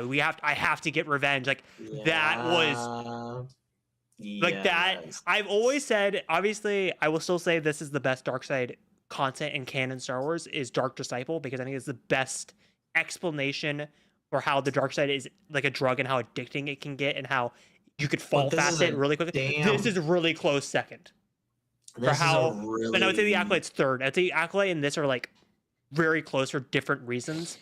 I think Acolyte's more seductive. Like it's not like, because like obviously in New Hope they describe it as like Anakin got seduced to the dark side, which it's not really how he didn't get seduced. He fucking got manipulated. That's not seduction. They changed it. This, like Acolyte's seduction. This is like how blind rage and vengeance can drag you straight into the pit. Well, in my God, my man was just again aura farming the fuck out of this entire episode. They like try to bring down the whole thing. He's like, okay, yeah, that's fine. Or yeah, just like barely. He's like, okay, one arm. All right, get out of my face. Like throws Dockie into Maul. Like just handles everyone. Oh God. But I would say there's one aspect of the episodes we haven't really talked about. Like I mentioned it a little bit, like when the deaths impacted me, was Brender Lawson's Riley and B2's kind of subplot throughout the finale of running away and just trying to get to. Oh, two boots. You mean two boots? Yeah. Lives to report things another day. First of all, Nick texts me and goes, "We think the dad's alive, right?" I go, alive. Absolutely. Nobody. But he took like 18 different he got bolts, the bro. K2SO death. I mean, how many blaster bolts did Icarus take, and he still managed to leap at 4 of them and drag him into the acid with him? Okay, but so I think see another part of my justification for not a big time skip is that I think Riley and Two Boots are still going to be in season 2. Oh, 100%. I think they're going to be with Maul for a little bit before Two Boots tries to bring Riley to his mother, if he even tries to do that. I'm curious. Okay, here's my process of like I thought about it in the episode. Gonna play out. How the hell is that going to play out? Because Riley's no doubt the Empire on the shoulder. I was to say no doubt the Empire already reached out to his mother. Or arrested her. Probably, yeah. Probably arrested her first. Yeah, so it's like there's probably do we have any inkling of like what her role is? I'm still going ISB. I still feel like she's ISB. I think she would have been more uniformed. Yeah. But the hologram hides the colors, and she did have a similar belt to ISB. It looked like she's an officer at ISB of some sort. I don't think somebody she didn't even have a plaque on. No, she didn't have a plaque. But she was also, but the camera was also very like hidden on purpose, where you couldn't see the top half of her uniform. Time out. She's an officer of some kind. She's a scientist with the Death Star. Everything. A lot of people theorize scientist. Yeah. I'm thinking scientist, Death Star. Maybe. I think that's probably the best I'm not way. to be mean. I love Bad Batch. Don't get me wrong, but I think that'd be way too close to Bad Batch, and we already have that in Mando. I'd want something different. Well, but there's nothing to stop her from being part of Galen's team. I like Yeah. I like Galen's team more. Necromancer. Yeah, it's Project Necromancer. Yeah. Fun. Ooh. Yeah, that's true. That's true. But like Yeah. That could be good. we know she's high up in the Empire. She's not just going to be some random Imperial officer. No, you don't. You Okay, don't but- leave your planet if you're just some random grunt somewhere. But here's the other thing. Why didn't she take Riley with her? If Dad was such a So here's my rebel, obviously because this is kind of a season 1 overview. Obviously, we really focus on the finale, but like when Brender came back in the episode, I clocked immediately that someone was in the apartment because Riley took forever to respond. I was like, Riley would have said something Yeah. because he was so worried about if Brender was back. I knew he was in the apartment. I was like, I didn't think the reveal was going to be Devon and Docky in there. I thought Riley's mom got through the blockade and sneaked on the Janix. I thought that was going to be the reveal of that. But she wouldn't need to sneak through it though. Yeah, No. she wouldn't need If to she's sneak ISB through or it. Imperial. I know, but she my would be point able to was that just go it was like through. it was the reveal of Okay. it's more like from the audience's point of view of like or at least a hologram, because remember when Riley talks to her over the hologram, he's like, Dad's not too happy that the Empire's here, and she, like, she's not very happy with the whole. I think there's a chance that Riley ends up with the rebellion. It's possible. I think we see kind of like a Lost Stars, but it's more of like a familial difference. I think you know another show that had a familial difference and had a parent join the Empire, and it's a really Star Wars animated show that no one likes to talk about. It's fucking Resistance, because that's how you do it well. Yes, that is true. I can see Riley playing the role of like angel on the shoulder of Devon, trying to almost pull her back. Are you sure you want to do this? Are you Yeah. sure you want to do this? Would Docky approve of everything that you No, did? because I actually like that because like obviously this is how two different people respond to grief. You have Riley being like, I'm going to honor what Brendan wanted me to be by being the example of him. And then you have Devon going the complete opposite of I'm going to go into my feelings and basically go and just murder a bunch of people for revenge. These are the two extremes of each other. Yeah. Like, I could see that counterplaying off of it. I think that would make a very interesting storyline for Devon to try and balance that off. Because I've always been team, I don't want Devon to die at all during the duration of the show. I think it's the most boring story choice they could pick. I like the idea would put of this Riley on, for sure. flipping Devon against Maul, and she just betrays him straight up, and that's why Maul ends up on. Malachor. That would be interesting. But that requires a lot of time jumps to get to that Well, point. a lot of You gotta- time you gotta- jumps, and you have to remember, Kira, meet me on Dathomir. We Yeah. have to figure out when he gets back to Dathomir because we see him on Dathomir in Right, Rebels. but like I like the idea of Devon betraying Maul. I think that's the most fun story outcome to pick. Yeah. I don't. I still think she has to die. Yeah. I do. I agree with you. It's a very like out in the open, very easy to call story point, but I don't see how she stays alive if she's going on this path and still isn't with Maul. 100%. I mean, I'll raise you a counter of a show that came out not too long ago that's Star Wars that had someone turn to the dark side. Barris went down a very similar pathway with Fortress Inquisitorius that got a redemption arc too. True. Barris was a lot older than I think Devon is. I think we'll be very clear. I think. And I also I think they that- might be around the same age. They're the same age because Ahsoka and Barris are. I think Barris is like 2 years older than Ahsoka, if I had to guess, in Clone Wars. So I think they're around the same age. I think they're both like around 19. If I had to speculate. I don't know. I think she has to die at this. I think that there's no other explanation as to why Maul would prefer Kira, who, for all we know, has no force But abilities if she overthrows him before Solo, I think that would be it. Of like, I'm fucking done with you, pretty much. Like, right. But in which case, then he wouldn't be in charge of Crimson Dawn.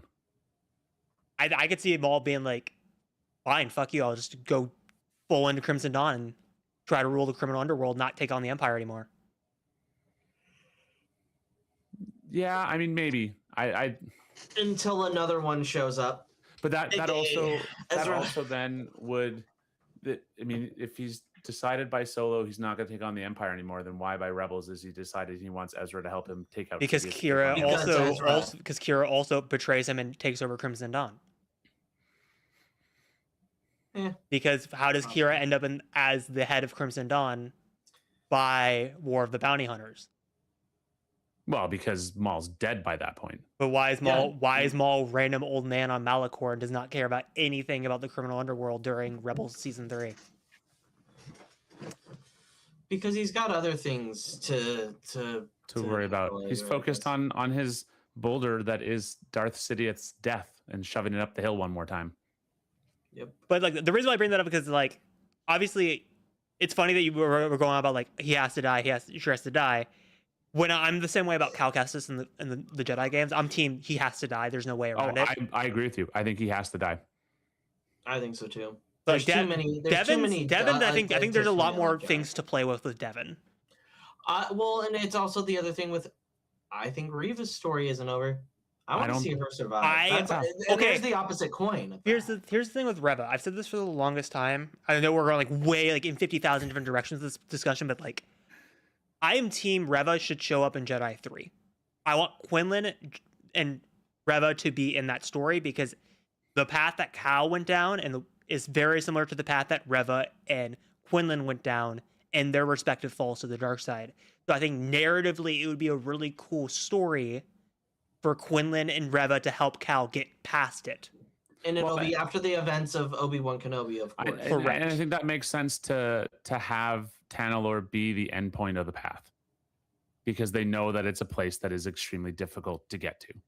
I think that makes sense to me. And Tanalorr is in the unknown regions, is it not? Correct. Yeah. Right? Yes. I think it Or is. am I wrong It on is. that? Just on the edges, maybe, isn't it? I'm gonna need to I thought fact it- check on this one. There's a special way to access it, but I don't think it's in the unknown regions. We're gonna need a map, please. I don't think it's ever Come on, put on a Ryan. map. No, the reason why I think it's unknown regions is because the way Bo talks about it when Cal and Marin show up, and before Cal kills Bode of, will you protect my girl when the Empire shows up? The reason yeah. why Bo was very protective of Kata and him was because he didn't want to risk Tanalorr being found because he knew it was a safe haven as long as those two The knew Empire- about it. Yeah. Because only if Yeah. those two knew about it, no one else is getting to Tanalorr. Because he wanted, that's why, because that was the whole fight with Cal. Obviously, it was to basically avenge Seer Junda's death. But the other coin of it was Cal was very much, we're bringing people to Tanalorr as a safe haven, while Bode was, I'm keeping this for myself and Kata and no one else. Yeah. So what? So we got any updates? I It's a found big map. Kobo. Yeah, I was gonna say I found Kobo. According to Wikipedia, it is in the Outer Rim, so I'm trying to figure out. I've got the map open. I'm just trying to. Outer figure out Rim what would it make is sense on there. because you got to think about it in High Republic terms. There's no way he went all the way to the unknown regions because you got to think about it at that time of the High Republic in Phase 1. I'm assuming it's Phase 1 because they reference the It is Nile. phase one because So- because they talk about the Great Disaster. Yes. So, Well, I'm, and they assu- talk about the Nihil showing up, so it's definitely phase 1. so I'm assuming Yeah. he went to the Outer Rim because there's no way he went all the way out to the edge because they only started expanding the Mid Rim in the High Yeah, no, Republic. they're right on the edge of. We're H19. Yeah, they're right on the edge of the Outer Rim. Yeah. That would make the most So amount of sense. Tanalorr isn't actually on the It's map. not on the but it's- map. Yeah, but it's part of the Kobo system. So it's on, according to Wikipedia, it is in H19, which is where Kobo is. So it's like Yeah, right there. it's right on the edge. So But yeah, it's not. Yeah. you could make the argument that Tanalorr could be on the edge of the unknown regions. Speaking of, again, this is I swear these tangents are all related to Maul in some way and fashion. Speaking of Vader showing up and making stories kind of boring in terms of like, oh, this is how this is going to kind of have to end. Because you know Vader's going to fucking show up in Jedi 3. Let's be real. I kind of wish obviously the Seer Junda death is so good in Survivor, but a part of Yeah. me was So like, then- kind of like, Vader's going to show up in every Jedi game. That's kind of boring narratively.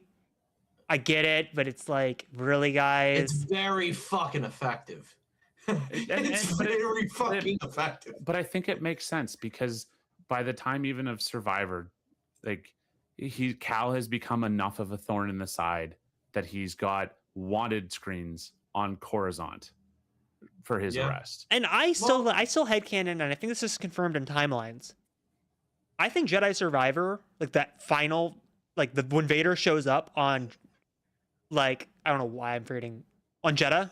Jeddah. Yeah, sorry, I don't know why. I was like, I'm sure I'm right, but I don't know why I'm mistaking brain I part. think it's shortly after Kenobi. Kenobi. I agree because shortly after. Because remember the Grand Inquisitor he gets his ass kicked in a matter of 6 months. No, because the Grand Inquisitor, when Obi-Wan escapes and goes to the moon, the Grand Inquisitor goes, we should just stay on the path and take them out while we have the chance. While we have the shot, we should just focus on it. Fuck Obi-Wan, we can get him another time. And Vader's like, no, fuck you, I'm going after Obi-Wan.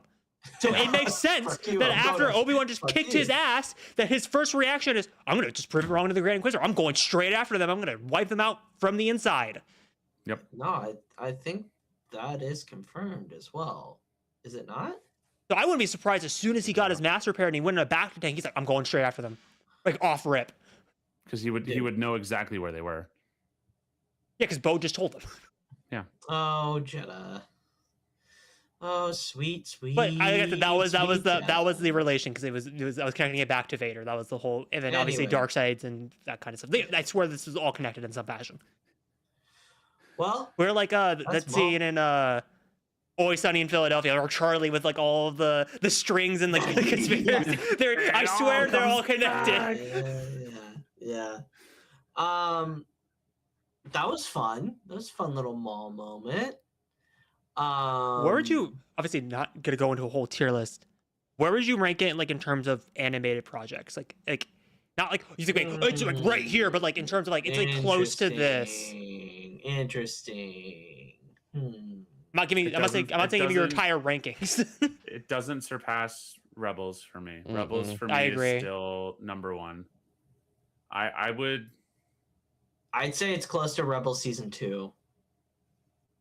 I'm not gonna break it down by season. If I had to, if I had to include Clone Wars, Rebels, Bad Batch, Maul, and Resistance, Maul right now is probably in the middle. I would. I'd put it underneath Bad Batch. I would agree with that. I'd put it right underneath Bad Batch. For me, it's lower down, and it's what I texted with Luke and others. It's just for me so far. The art's great, the choreography's great. I will always listen to Sam Witwer as Maul because he is fantastic in that role. It's not giving me anything new and for the character. I will say I do feel a little hope with Maul because it is the Bad Batch writing team, and they had a very similar chance with the Bad Batch finale, like the series finale, to make it boring and predictable, and they chose to go the complete opposite route. And I'm hoping that's the case. Like my favorite episodes of this season were last week's episodes. Agreed. Especially the one where we got that Maul like introspective of himself and wanting to break that cycle and be different. And I hope that now that he has Devon with him, and presumably season 2 is going to focus a lot on him training with Devon, we see that philosophy, for lack of a better word, put into effect, because that would take Maul in a different direction than we've seen him in any of his other appearances, and that would be really cool to watch. Sorry, I just thought about this. I swear I'm trying to end this podcast, but I just keep having more thoughts. Since it's the Bad Batch team and Tales of the Underworld didn't really touch on anything, and it kind of felt like a sub pilot for a show, do we think we're going to get Ventress in season 2? That's a good question.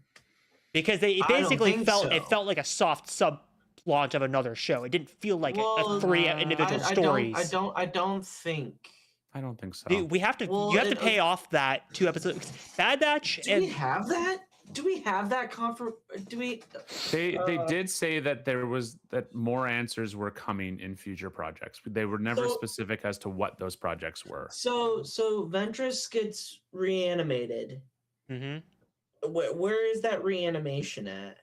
During the Clone Wars. Timeline? Because it's that final, the first scene of Underworld is during Dark Disciple, the final the end chapter of of Dark Dark Disciple. Disciple. No. But I mean, when she comes back to life, there has been another time jump. Yes, it's She during. wasn't automatically I'm reanimated. assuming it's around Maul season 1. You have to kind of assume it's around a year after Revenge of the Sith. Or it's closer to Kenobi. They're all remember we're playing in that same time box, really. But I mean, it doesn't really Between matter where Revenge you of the put Sith the and A New initial. Hope. Does it really matter where you put the Ventress underworld Well, it story kinda- episodes? You can put it anywhere after her appearances in Maul. You can play around with it a lot. You kind of need to though, Hereth, because Well, but because I mean, you can't Bad go Batch with it season too 3 much. takes place when in the timeline? 2 years after Maul. 2 or 3. Well, 2 or 3 years. No, after, not 2 years after Maul. Yes, because 2 or 3 years after the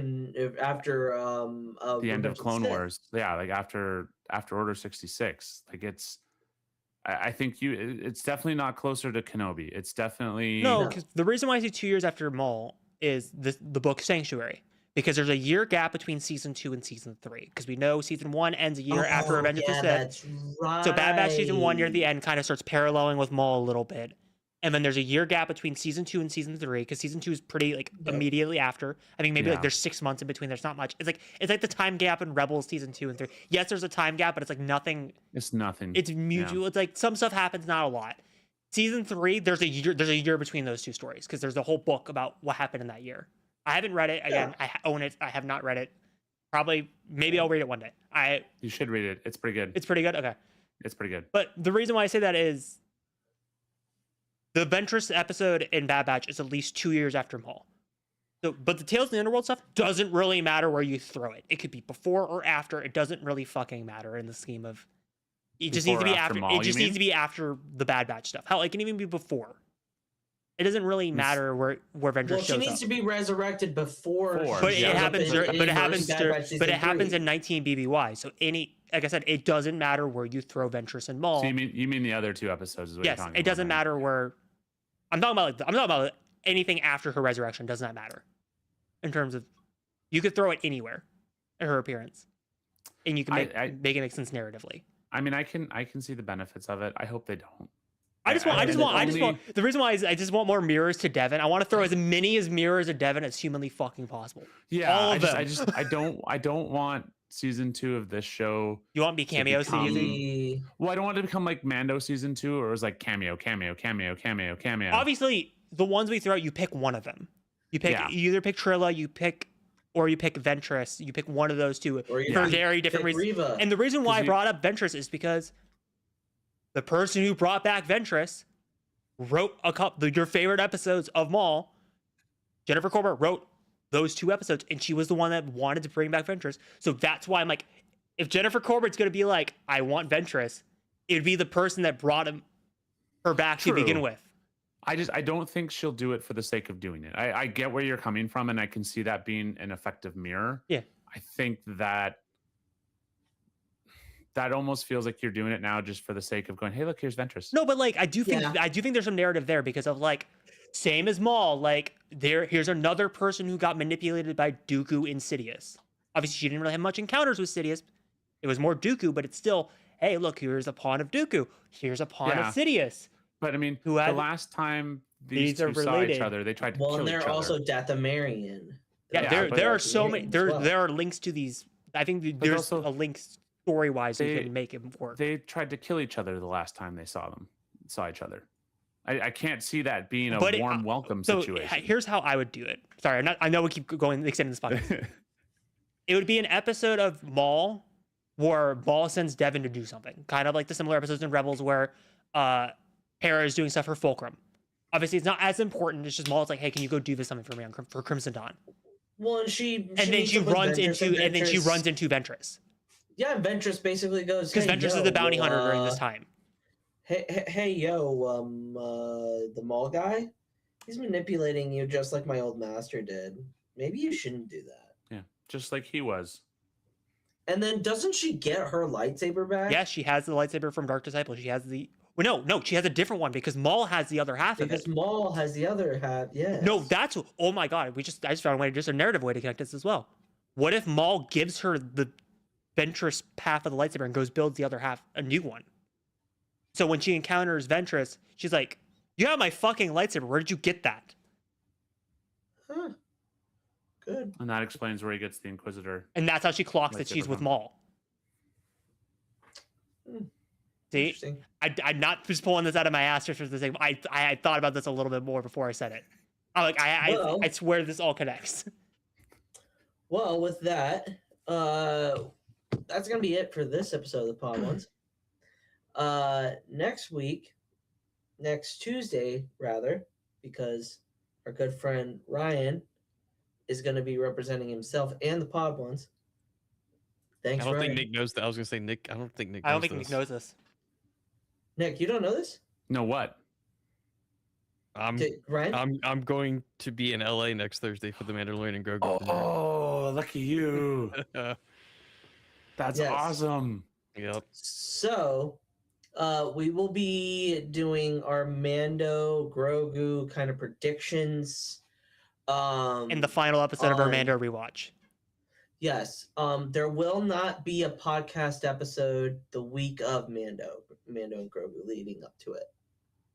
There will Are- not be an episode. Well, no, Are we technically, going to do something on a Saturday? we I are know you guys doing talked something. about- We are doing a roundtable. We're gonna try to do a roundtable on that Saturday because we want to give everyone a shot to see the movie, and I think we're all gonna try to see it on Thursday, Hmm. the 21st. But we want to give Can I make a caveat? see it. Yes, Can I make a caveat? Can we do it on that Sunday instead? I don't mind just whatever that weekend you can. Probably Sunday not works Friday. better for me.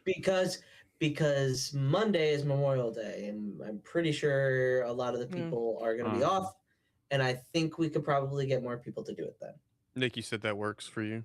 I think so. I'm I trying think to we're going to remember. end up having this be a community episode, possibly. Yeah. And also, I'm not trying to say this again. Depending. Obviously, this is just all hyperbole at the moment. Nothing is set in stone. I would haven't say really I would talked to want an anybody. episode before we do the community episode of the three of us before, and that's pre-recorded, and we just drop it randomly. I want like just initial, because this is how I think about it. The round table is like the more in depth. Here's the community members, everyone's thoughts about this, but the actual review of like with the three of us is our first impressions after seeing it. Obviously, Ryan's gonna have more time to simmer on it and think about it than the rest of me and Fancy Luke. man.